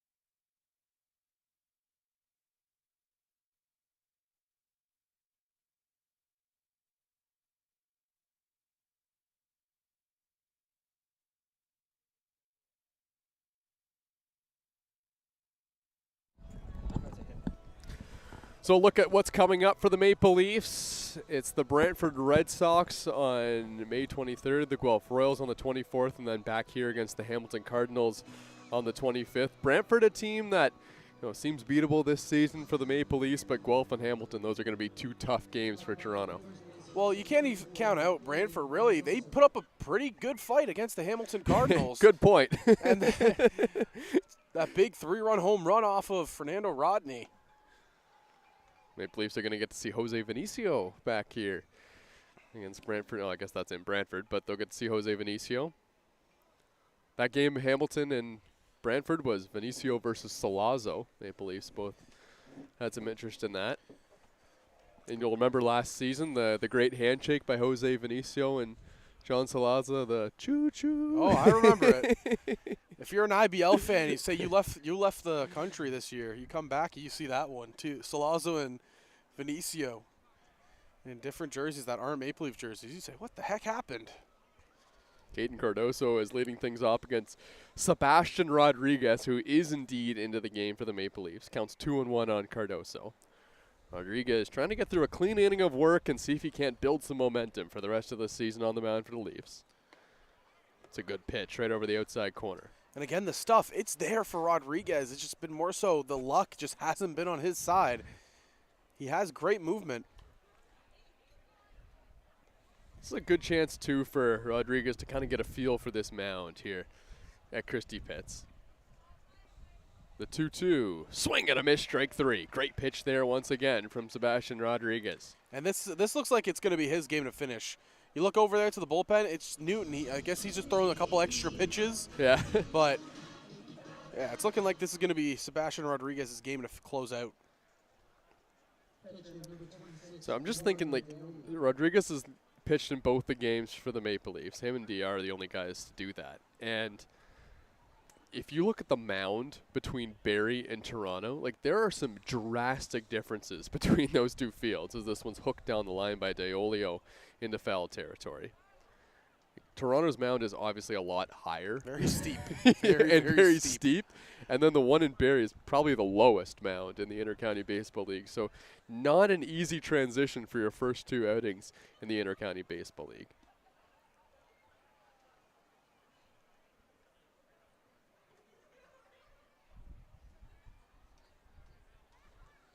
Got a little bit of a delay here.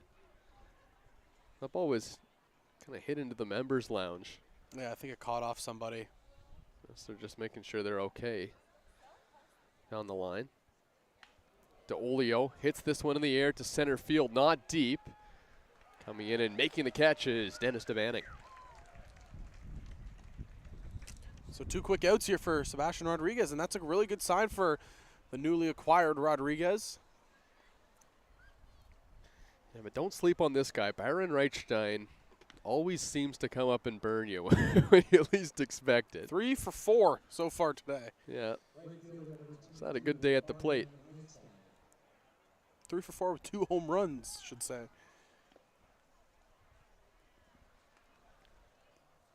First pitch of ball to Byron Reichstein.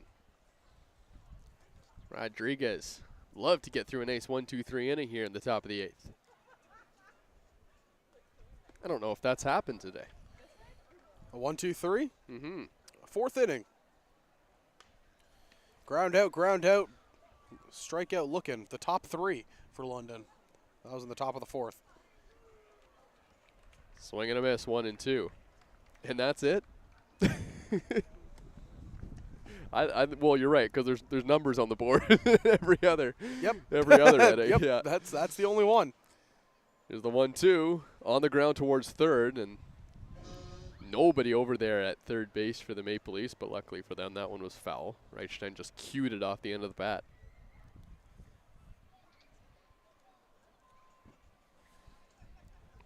Came into this game with just a couple at-bats this season for London. And he's battling here against Rodriguez. Count now 2-2. We always say, London, they're always good. They're always going to throw out a competitive team, and, well, that's what we've seen here today. I mean, it's been a home run barrage for this major squad. The 2-2. Swing and a miss, strike 3. How about Sebastian Rodriguez giving his team a chance, shutting the Majors down in the top of the 8th, and the Maple Leafs trail by 3 heading to the bottom half.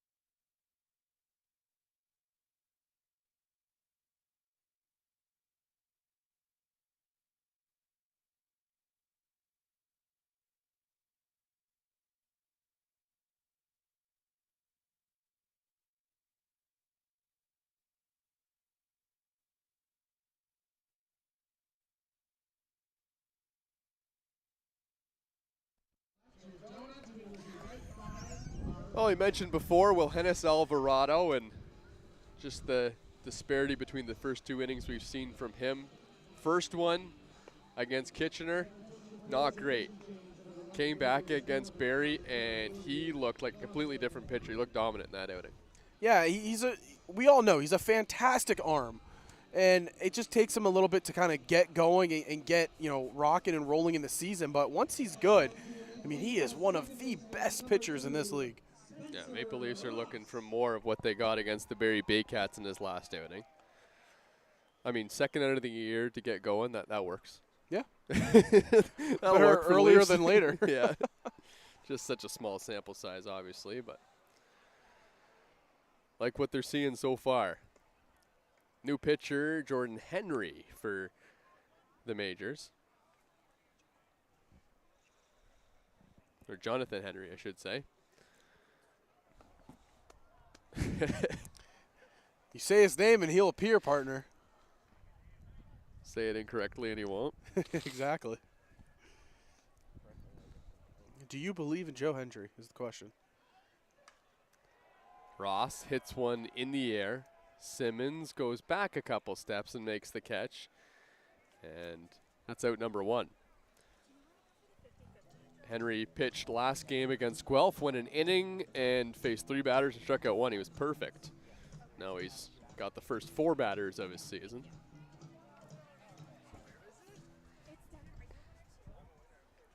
Back to the top of the order for the Maple Leafs, and it's Ryan Dos Santos leading things off.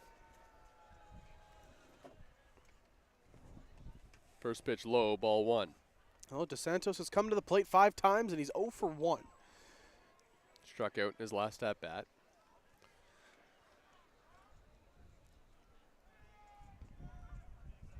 The 0-1 pitch misses outside. Dos Santos ahead in the count once again.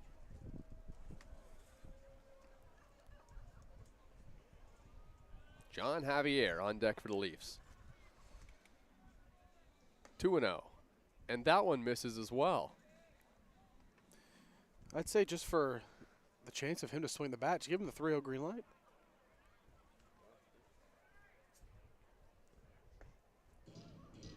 Well, that was a perfect pitch from Jonathan Henry right at the knees.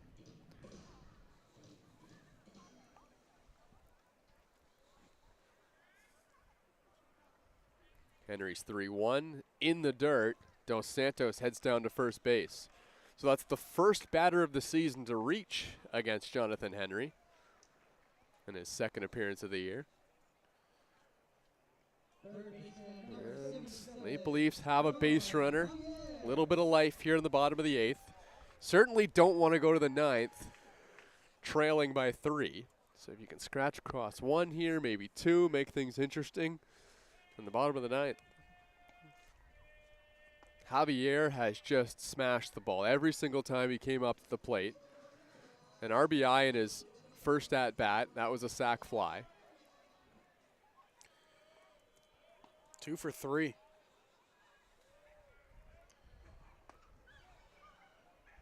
We should mention, too, Jordan Castaldo is right at the entrance of the dugout getting ready to come out. He's, once again, 1 RBI short of 4th all-time in the Intercounty Baseball League. And Maple Leafs can get some runners on. He could do it in dramatic fashion as this one's lined.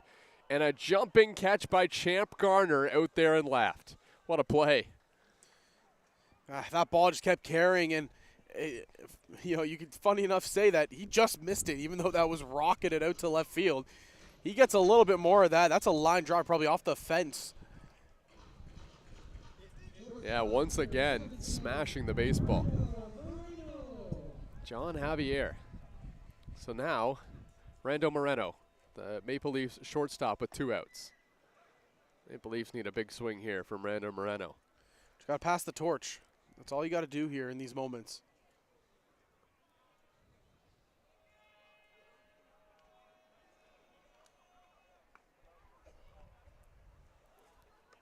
If London is able to win this game, I mean, what a gutsy effort from some of these London relievers. They certainly weren't perfect, but they stranded a lot more runners than what could have been for this Maple Leafs team as Moreno chases after a pitch in the dirt. Remember a couple innings we talked about the discipline at the plate for the Maple Leafs and how good it's been, and we're starting to see that waver a little bit as time goes on in this game. They had their big inning in the 4th, and then really outside of that, it's been pretty bleak. Line drive into the outfield. Rando Moreno has himself a single, and Rando Santos speeding around 3rd, and he's going to stay right there. Boy, he was thinking about coming home on that ball.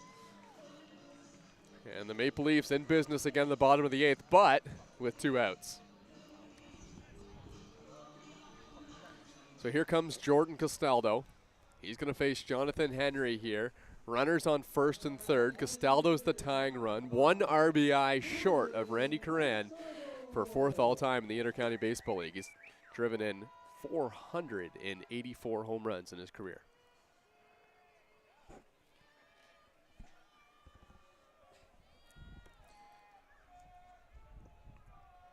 Even if they're able to scratch 1 across, this is a massive opportunity here for the Leafs. Last time he was at the plate, saw 3 curveballs for strikes from Colby Ring. Bit of a different look here with Henry. Here's the 0-1. Pitch just outside.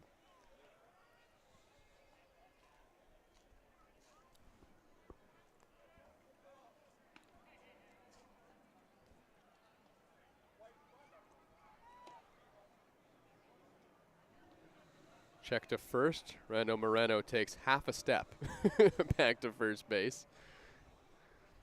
Moreno not going anywhere, especially with Jordan Castaldo at the plate.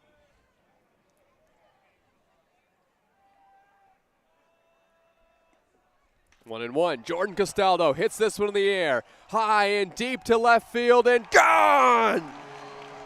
Jordan Castaldo moves into 4th all-time in IBL RBIs and ties the game at 12.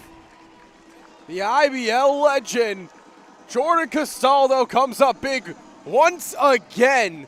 The Maple Leafs needed a big swing, and Castaldo answered the call. 12-12, bottom 8. 12-12. That's the biggest swing of the season for the Maple Leafs. You could tell that swing was coming from Jordan Castaldo. All season he's been so disciplined at the plate, forcing pitchers to throw him the pitch he wants, and he got it from Henry. With 2 outs, the Maple Leafs generate something. And it's a 12-12 game. Unbelievable. Here's Justin Mara. Captain Clutch striked again. What a swing at a number 5.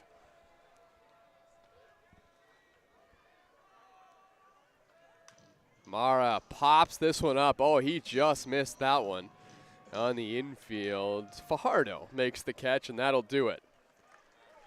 Damage done, though. Fair to say, Zach? Oh, damage done for sure. Jordan Castaldo, 3-run shot. Tied at 12 here in Toronto.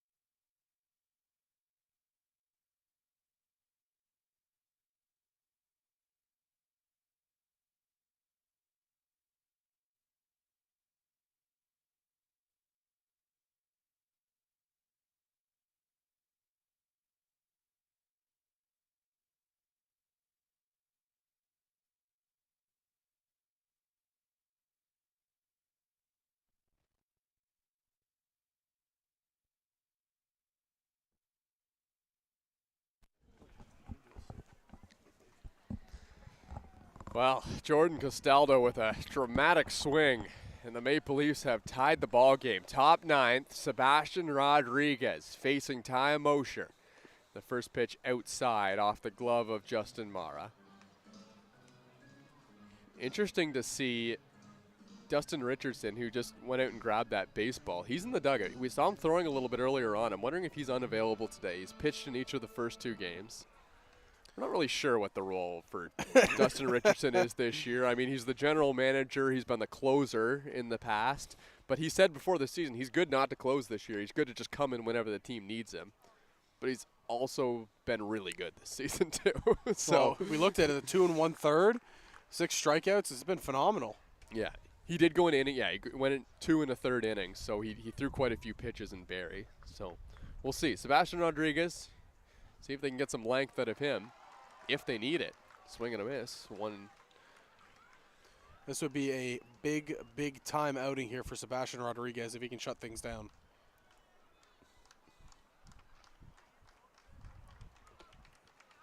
Two. On the ground. Diving play by Mejia. He gets up. He flips to Rodriguez to record the out. What a play.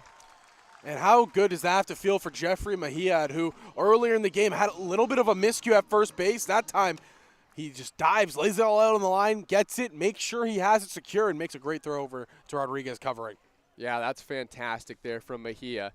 What a great play. The complexion of this inning looks so much different, and if that's a leadoff single. And now, Sebastian Rodriguez, the path to success is pretty simple now. First, it's Garner. Garner has been dangerous today. Yeah. And then Verhoeven and Harrison. So bottom of the order here for London. Garner's been good, though. Big swing and a miss. Count 1-1. Champ Garner, a homer, a walk. He's 2 for 3. That pitch finds the outer half.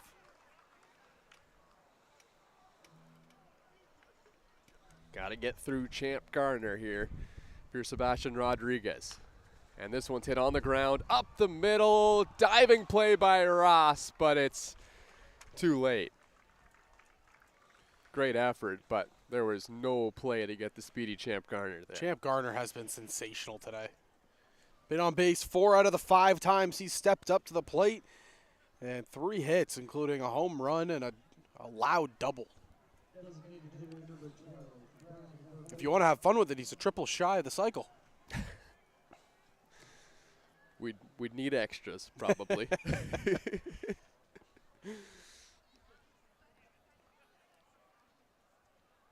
Verhoeven at the plate now. Wonder if Garner goes here. He holds his ground. How about that swing by Verhoeven? He's trying to do a little bit more than just keep the line moving. Yeah, and you got to be careful, though, especially if you're Garner. You got to make sure you get a good jump, because if you don't, well, Mara has a cannon behind home plate. He's already thrown out 2 runners today. Excellent point. And Sebastian Rodriguez throws a lot of fastballs, and he throws really hard, so that ball's getting to the plate quickly. It is a short time. You got to make sure you get a fantastic jump if you're Garner. The 0-1, he's going, and that bat slips out of the hand. Justin Mara is complaining. Meanwhile, play's still going on. Dennis DeManning flips it back in. Hold on, they're going to call interference, and that. And they send the runner all the way back to first, it looks like. Okay, so it's no out at second base. They're just going to redo it. Hold on. Why would the batter be out, though?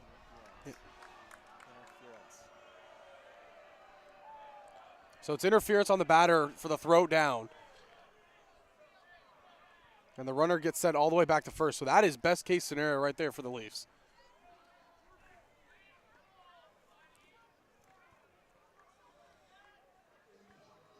That's a pretty bizarre play.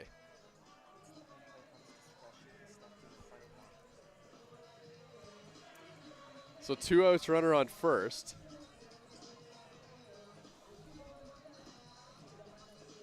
Oh, London Majors obviously aren't happy with the way that happened. That was, I guess we'll just break down what just happened there. So Verhoeven was stepping way out, missed the baseball, was trying to get a piece of it because it was a hit and run that the Majors had on. So in his attempt to swing at the ball, ended up whipping the bat off the facing of the dugout, interfered with Justin Marr as he threw the ball down to second base. They call Verhoeven out and Garner back to first. So on the play, you can see Verhoeven loses the bat and completely just falls into the pathway of Mara, and that's going to be clear interference. That makes sense. Yeah, Verhoeven stepped across home plate. He was in the right-handed batter's box. Throw it at first. Oh, Mejia does a good job just to keep that ball in front of him. Well, we know Champ Garner's not afraid to go now. We know he got a good jump. Fantastic jump if you think about it.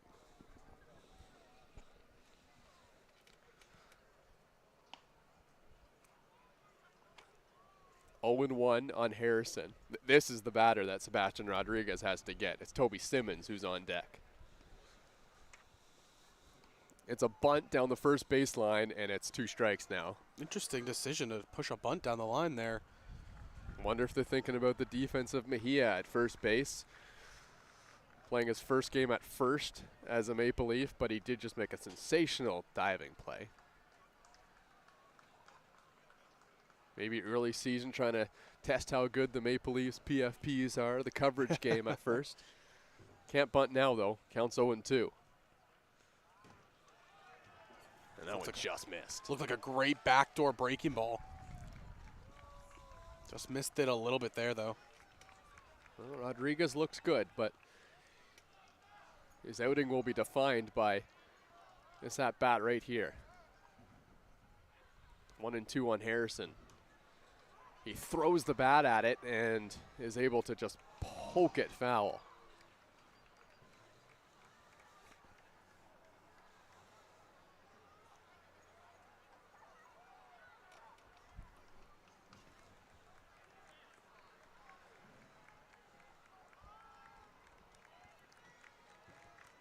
One and two now. Another big pitch from Sebastian Rodriguez. Garner goes, swing and a miss, strike 3. What an outing by Sebastian Rodriguez through 2. The Maple Leafs will try to walk it off in the bottom of the 9th.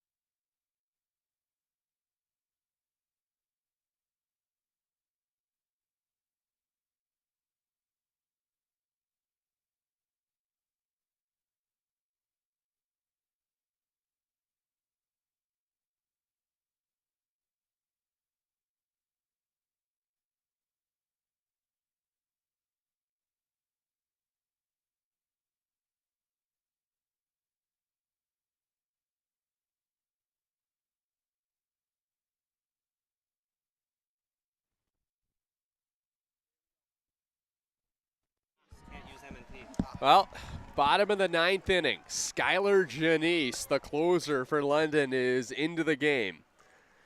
And Dennis DeBanning will lead things off.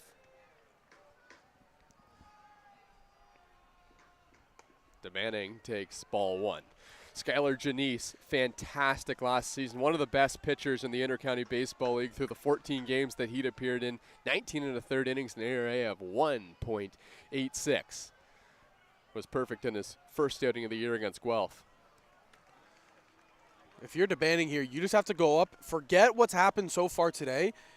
You're going up a new at-bat. Just go through your process. Don't chase. Don't expand your zone.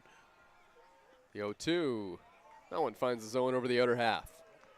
Skylar Janice has a great fastball and has played some independent baseball over his career. In 2022, played in the Frontier League for Empire State. There's the 1-2 pitch to Banning. Fouls it back. Well, he got his fastball just a little bit underneath. Dennis DeBanning hit a big 2-run home run for the Maple Leafs in the 9th against the Barrie Baycats to essentially win the game for the Leafs. Looking for a little bit more of that magic here today are the Leafs. Here's the 2-2. DeBanning swings and misses. Good pitch from Skylar Janice. Went back with a high fastball and just got DeBanning to chase. Right fielder number 4, Marcus Connect. Skylar Janice really found his footing in the Intercounty Baseball League. Didn't have a great year back in 2023, an ERA well over 7, and then came in last season for London. It was just money every time that he was on the mound.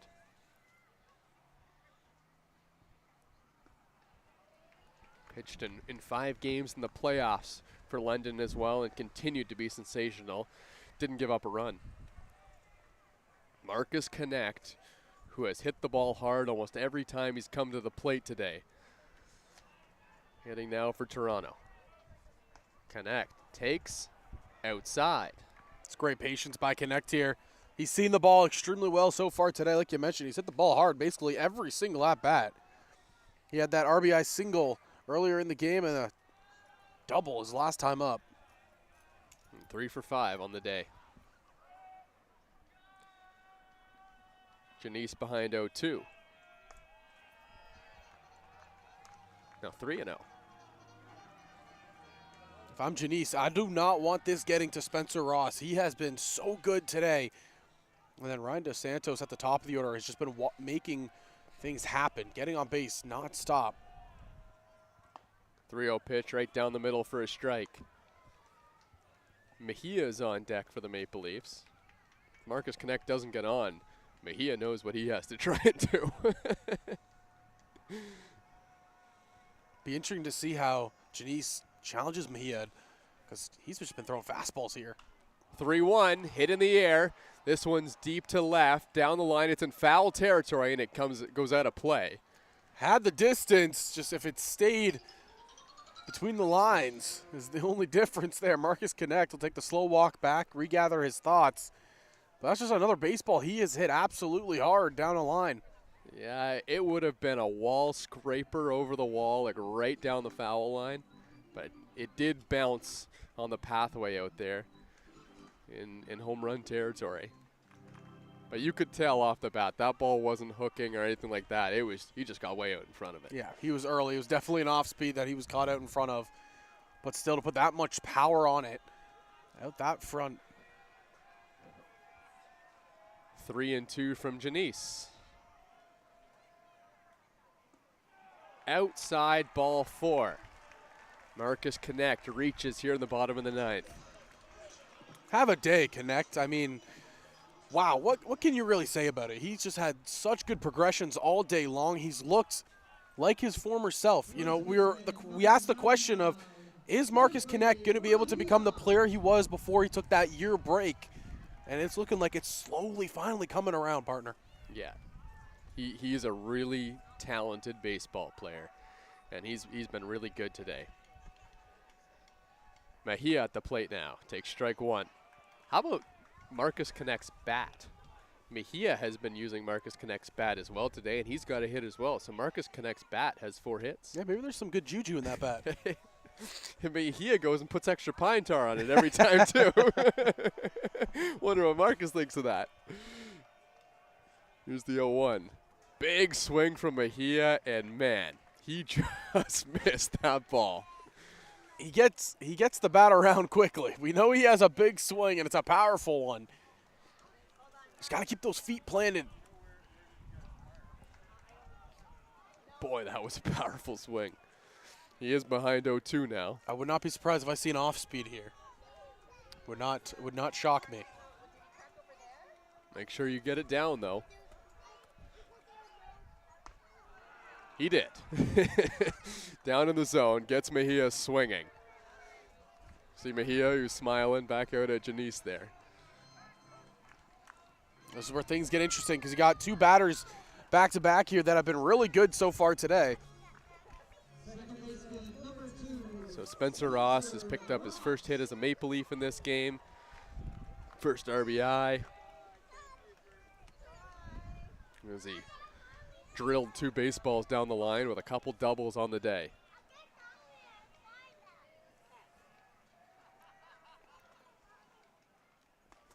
Ross takes outside, ball 1.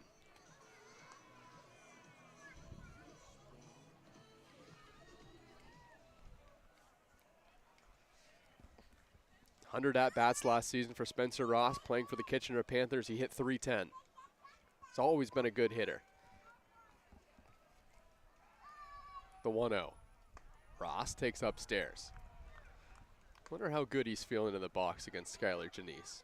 Looks like he's seeing the ball very well out of his hand right now. Yeah, Janice, he's a big guy out there. He's thrown a little harder than the last couple guys that Spencer Ross has seen.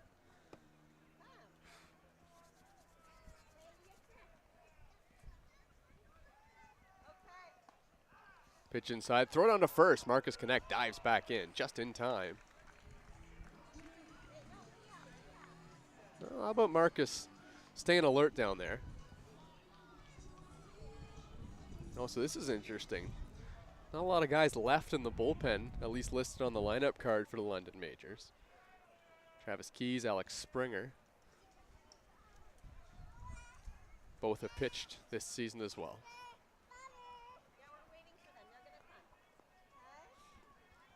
Spencer Ross ahead 3-0 here. That one misses ball 4.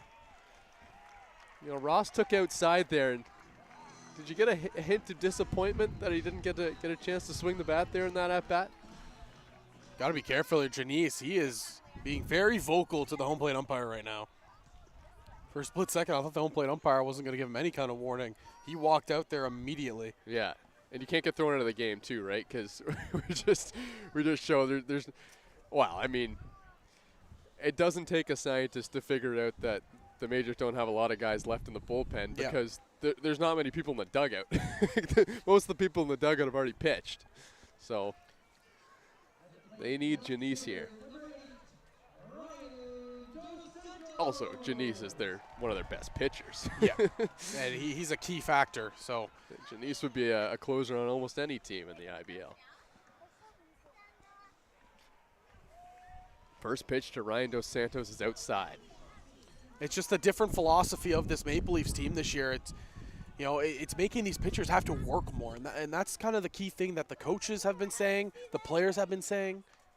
0-1 and Dos Santos fouls it back. That was the pitch that he wanted to take into the outfield. He's right on it. Fouled it straight back. He's seeing that fastball extremely well. You got to be careful here. Marcus Connect at second base is not slow, but he's also not a guy that's going to be stealing a lot of bases. Huge gap right there in right center field, partner. Yeah, and the outfield is not played that shallow. I mean, they're played pretty shallow against Ryan Dos Santos. I mean, in left. Dos Santos really forcing Janice to come into him. Yeah, Champ Garner has played a lot further back in left than Baron Reichstein is in right. Thinking that Dos Santos might pull this ball if he hits a single. 2-1. Dos Santos hits one on the ground to second. Play made by Harrison, and he throws it to first in time to get the out. So we'll play extra innings here in Toronto. Tied at 12. Back in a couple moments.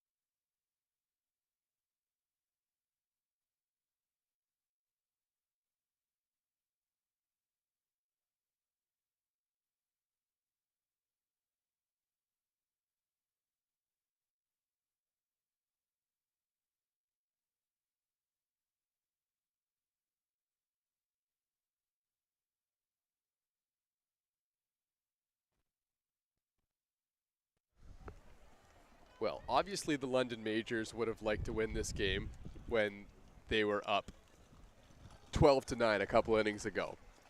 But this is a pretty good situation for London as well. Runner on second base, the extra innings rule, and their leadoff guy, Simmons, at the plate, scoring to bunt on the first pitch.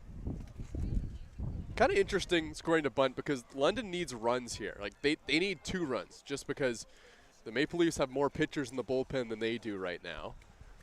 You'd think that would make them want to play for 2 more, right? Yeah. Bunting again, and bunting at foul. So the bunt not laid down by Toby Simmons, so now they'll let him swing the bat. So I don't know if you heard, but John Javier, he actually crept in, and he forgot to go back and cover third after that first pitch. Rando Moreno was yelling, saying, hey, go back, go back, go back, just in case the runner, Harrison, took off there for third. Right. Good eye. That's a great pitch. I don't know how much third base John Javier has played, too. I mean, I've heard that he can kind of play everywhere, but he was the catcher yesterday. Played his first game at third base for the Maple Leafs, and on top of that, new teammates. Yep. Getting all the communication down. The 1-2. Oh, just outside. Sebastian Rodriguez wanted that one. I was going to say, he wanted that one. That looked like a great pitch on the other half.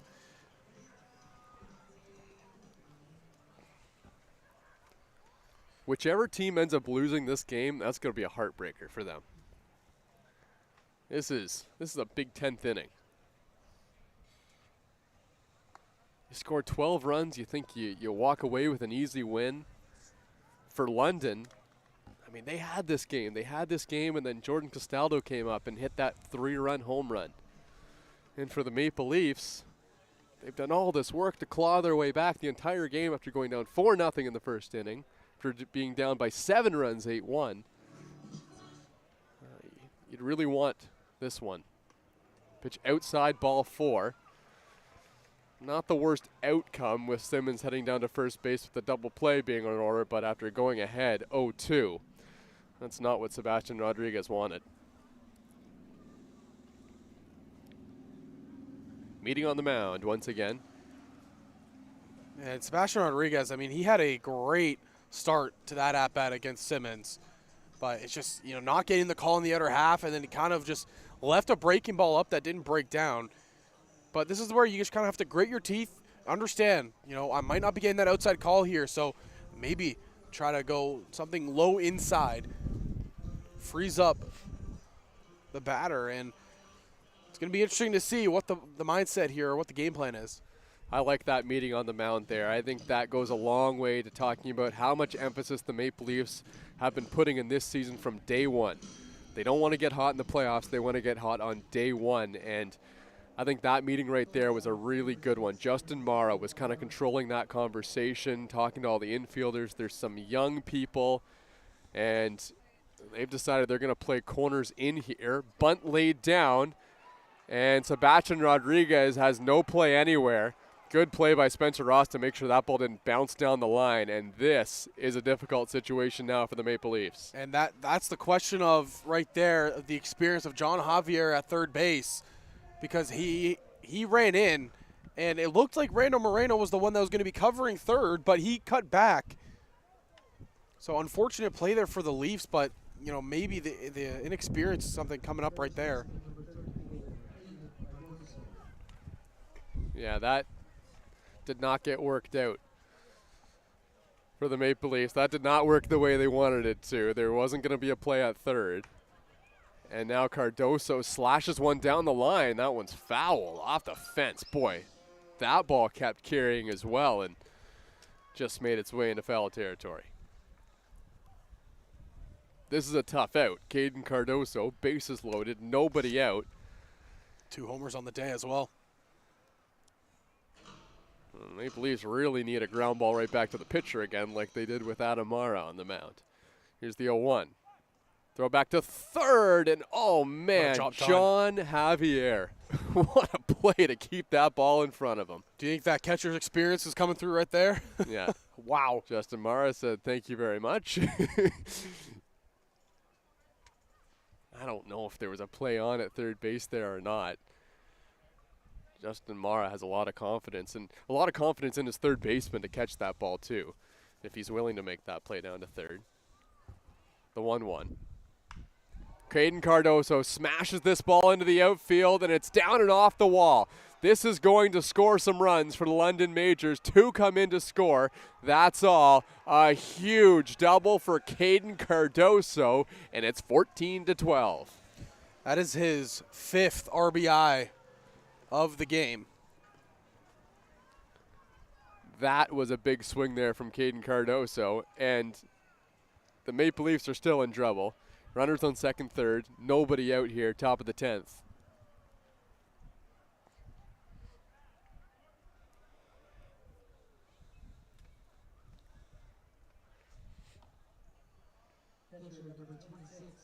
Nearly 5 hours into this baseball game. London has taken a 14-12 lead. There's a hard ground ball. Ross holds the runners and throws to first. How important is that play going to be when things are all said and done? It's a keeping the massive runners play. there. Yep. We'll see. It doesn't get easier, though, because you have another guy who's had a 2 home run game in Reichstein coming up here.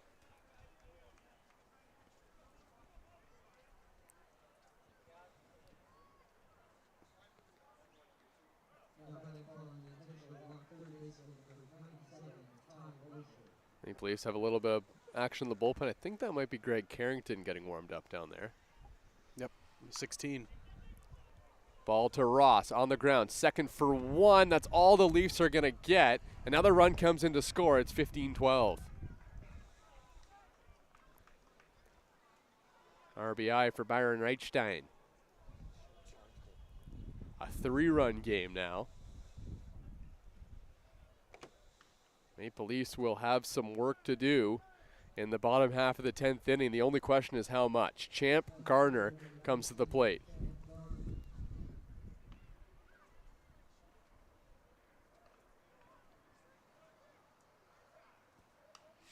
Garner fouls the first pitch off. You know who the Maple Leafs are going to have starting off the 10th? John Javier. Right part of the order for the Leafs for sure. Champ Garner drills this ball deep to left, and it's off the wall. Another double for London. 1 run comes in to score, and they're going to hold the second one at third. 16-12 now. Champ Gardner has just torched the Maple Leafs today. He grounded out to the shortstop his first plate appearance, and he has not been stopped since. That's his 3rd extra base hit of the day. Yeah, 4th hit, 3 of them extra bases, a homer, another RBI. Rob Butler comes to the mound here. Maple Leafs, they needed 3 innings from Sebastian Rodriguez. He gave them 2 beautiful ones, but now here in the top of the 10th, the London Majors have found a way to break through. Greg Carrington coming into the game when we come back.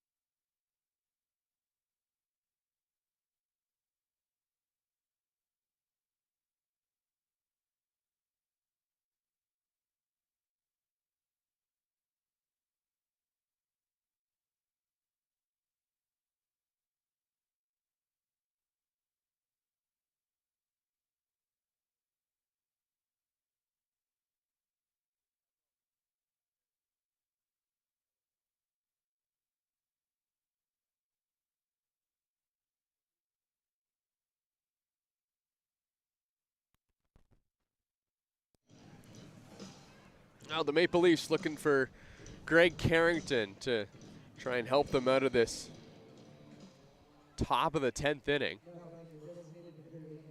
Carrington pitched 12 and a third innings last year for the Maple Leafs in his first year ever kind of being a pitcher. Well, no, not kind of, being a pitcher. He has been an outfielder throughout his career playing baseball.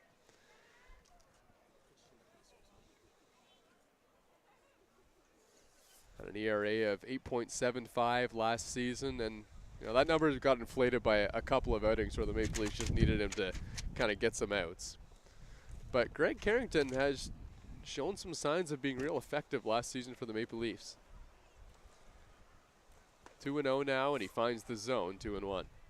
Hey, he has good processes with his pitches, good movement as well on that fastball. And he's got a great arm. He always knew he had a great arm just from playing the outfield, and that's translated quite well to being on the mound. Ball popped up, Verhoeven to Dos Santos. He makes the catch, and that'll do it. Nice job by Greg Carrington to get the Maple Leafs out of the inning, but they need 4 against London in the bottom of the 10th.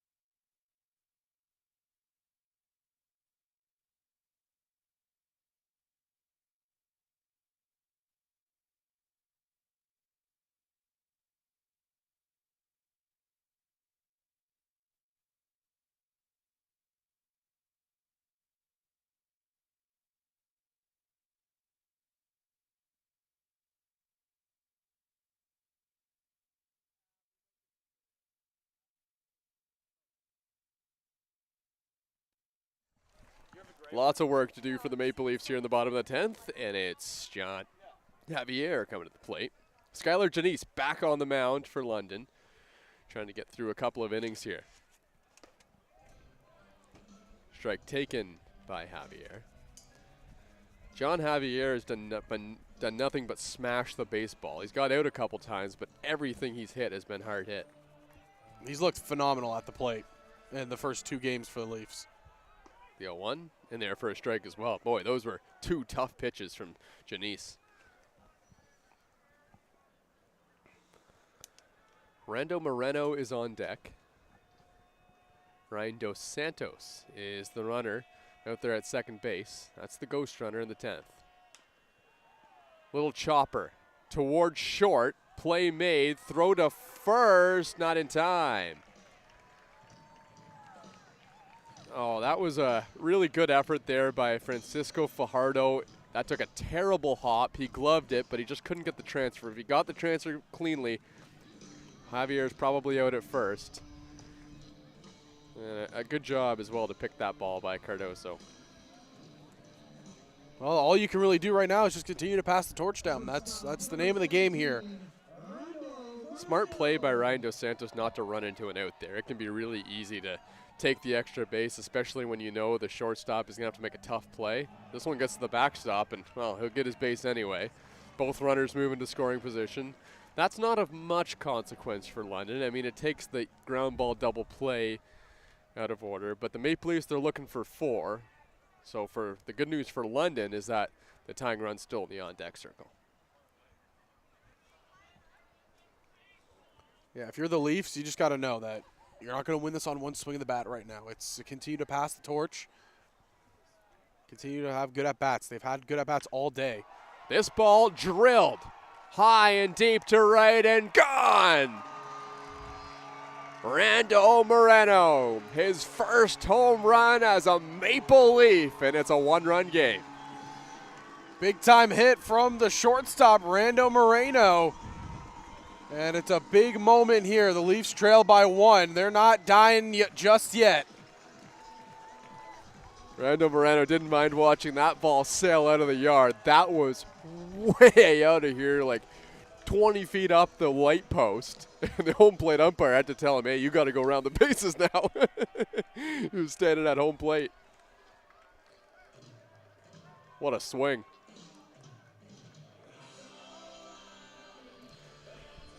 Well, things just got a bit interesting now, didn't they? Nobody out. One-run game. Castaldo at the plate. What did he do last time, Zach? Well, I think he had a home run to tie the game. 3-run shot. Took over 4th all-time in IBL RBIs. Castaldo fouls it off. Had a pretty good cut at that one. And the Bushmen had an opportunity to make a play right there. Did they? Yeah. Good. Good for them. Hey, they're in the game. They get involved with their voice this time, getting involved with trying to make a catch. Pitch up and away. 2 minutes away from hitting the 4-hour mark in this 1 game minute. today. Wow. It's okay. 2 on my computer. Everyone's clock is different. Yours is wrong. Can I say I'm in the future. The 2-1. Castaldo fouls it back. Man, he knows what that home run felt like in his last at-bat, and he took the same swing twice in a row there and just missed. Well, there's nobody out, and there's some home run possibility. There's a lot of on-base possibility with Castaldo and Justin Mara coming up, the 2 lefties facing Janice. This is Janice's game to close. Castaldo fouls it off again. He's pretty locked in at the plate right now. I mean, when you look at what he's done so far today, I feel like that's an understatement, partner. Yeah. He's been so good all day long here for the Leafs.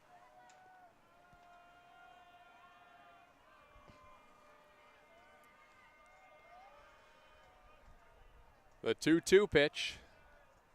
Castaldo hits this one in the air. Medium depth left field, and the catch made by Champ Gardner, 1 away. Castaldo knew he just missed that. He got another great swing off, but he was just underneath it. Now, this is the thing with the Leafs here. You need to understand, we just need a base runner. That's the mindset right now. 1 base runner. You get the base runner, you work him over, then you work for the tie. You don't need to swing for the fences here. Just got to get somebody on base. Justin Mara and Marcus connect, the 2 batters up. This one's hit on the ground to first, and it's booted by Champ Gardner. Justin Mara is a base runner at first base for the Maple Leafs. There you go. You have the base runner now. You just got to get him over. That should be the mindset of the hitters. Caden Cardoso, I should say, over there at first base. That was a tough hop, though. And I mean, that's just the Christie Pitts hop, if you want to talk about it. So Mara is aboard. Or Dennis DeBanning is up to the plate now. Then it's Marcus Connect.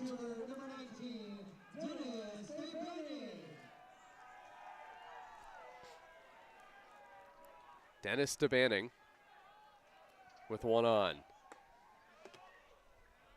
Maple Leafs could really use one of those extra base hits here from DeBanning.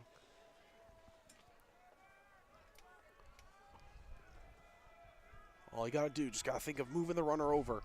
Go through a good process here at the plate. The 1-0, big cut and a miss.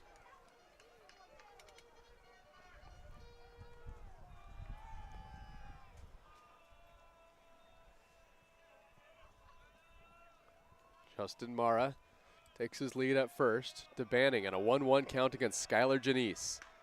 And he hits this one sharply on the ground and through into the outfield. Dennis DeBanning collects his first hit of the ball game, and it comes a big moment for the Maple Leafs.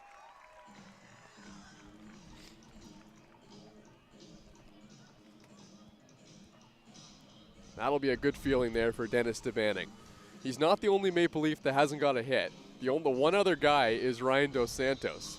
So now with the tying run in position, in scoring position, I should say, there's going to be a pinch runner going out there.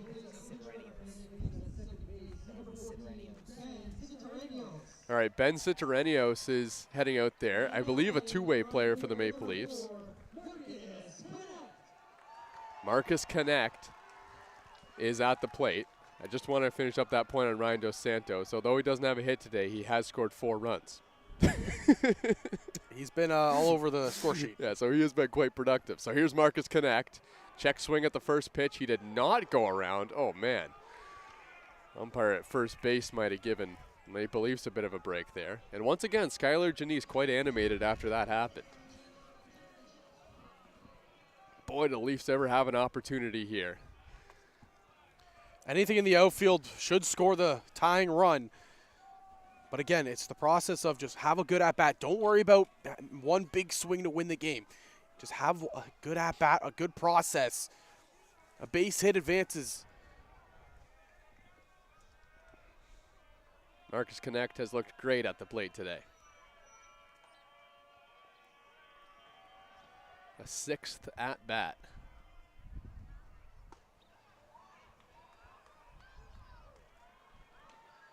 1-1 the count now.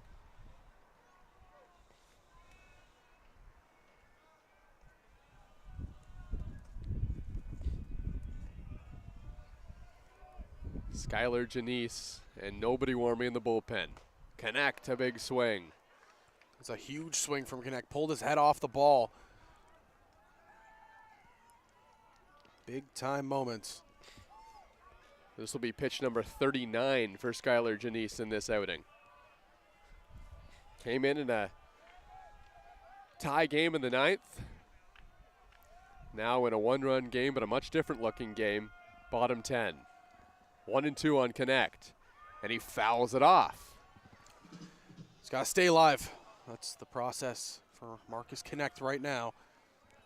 What a game we've been treated to today, partner. I mean, a little bit of everything. It's been a lengthy one, and you get some free baseball here with the extras.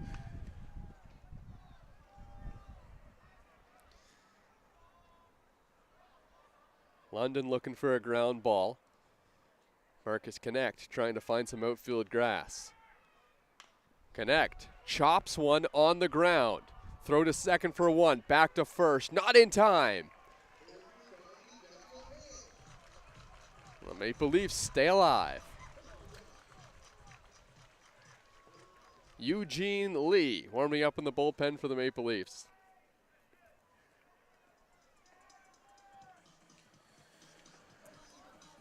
Well, the tying run is 90 feet away. Jeffrey Mejia, the batter, and what a big moment for one of the newest Maple Leafs. Trying to get that run home from third. 2 outs. The London Majors on the brink of an unbelievable victory. But so are the Maple Leafs with the power of Mejia. Oh, and he took a huge swing at that first pitch. Boy, does that bat head ever have a lot of power. Big swing that got stuck in the side of the fence. Yeah.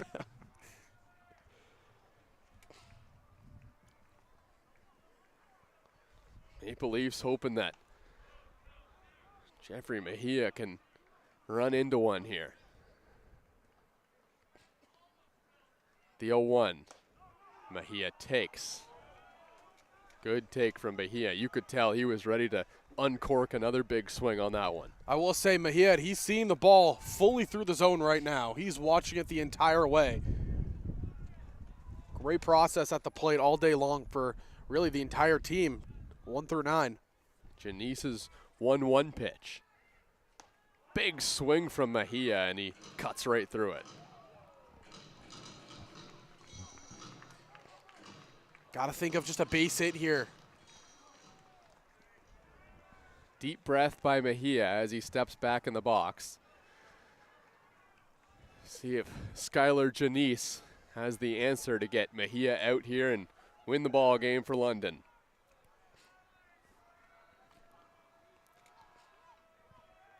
The 1-2.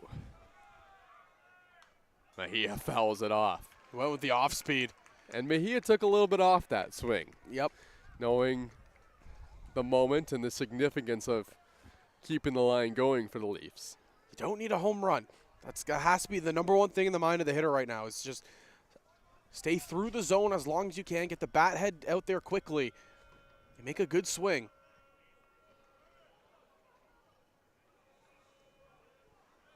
Another 1-2 from Skylar Janice. Mejia takes up high. Mejia had putting together a pretty good at-bat here. Just got to continue to fight.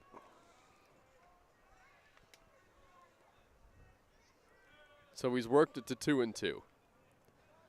Spencer Ross is on deck. 16-15, bottom 10. 2-2. Mejia fouls it off. He waited back on that too. He put his front foot down early expecting a fastball, and he held the bat head back to make sure he stayed alive. What a job by Mejia here in this at-bat. 1 for 5 on the day. Another 2-2 from Skylar Janice. Strike 3 called over the outside corner. Janice and the London Majors fired up as they come away with really an unbelievable victory against this Maple Leafs team. They had opportunities to win the game. They didn't. On multiple occasions, the Maple Leafs, the heart that they showed to fight back and bring it to within 1 to sum things up right at the very end. They were down by 4, and they were down by 7, and then they were down by 4 again in extra innings. They fight back. They get the home run from Rando Moreno, and this was a treat to watch today. Yeah, I don't really think the record of the Leafs right now in 1-2 really shows how well they've been playing to start the year off. You know, they easily could have been 3-0 on the year. It's a tough loss, but the players, they can't hang their heads. It's been good baseball. You got to continue to play a good brand of baseball heading up to Brantford. So the London Majors come away with the victory. The final score, 16-15. Next game for the Maple Leafs, a little later on in the week, they take on Brantford. After the offensive onslaught by these two teams here today. For myself, Thomas West, as well as Zach Benoit. Thanks for tuning in.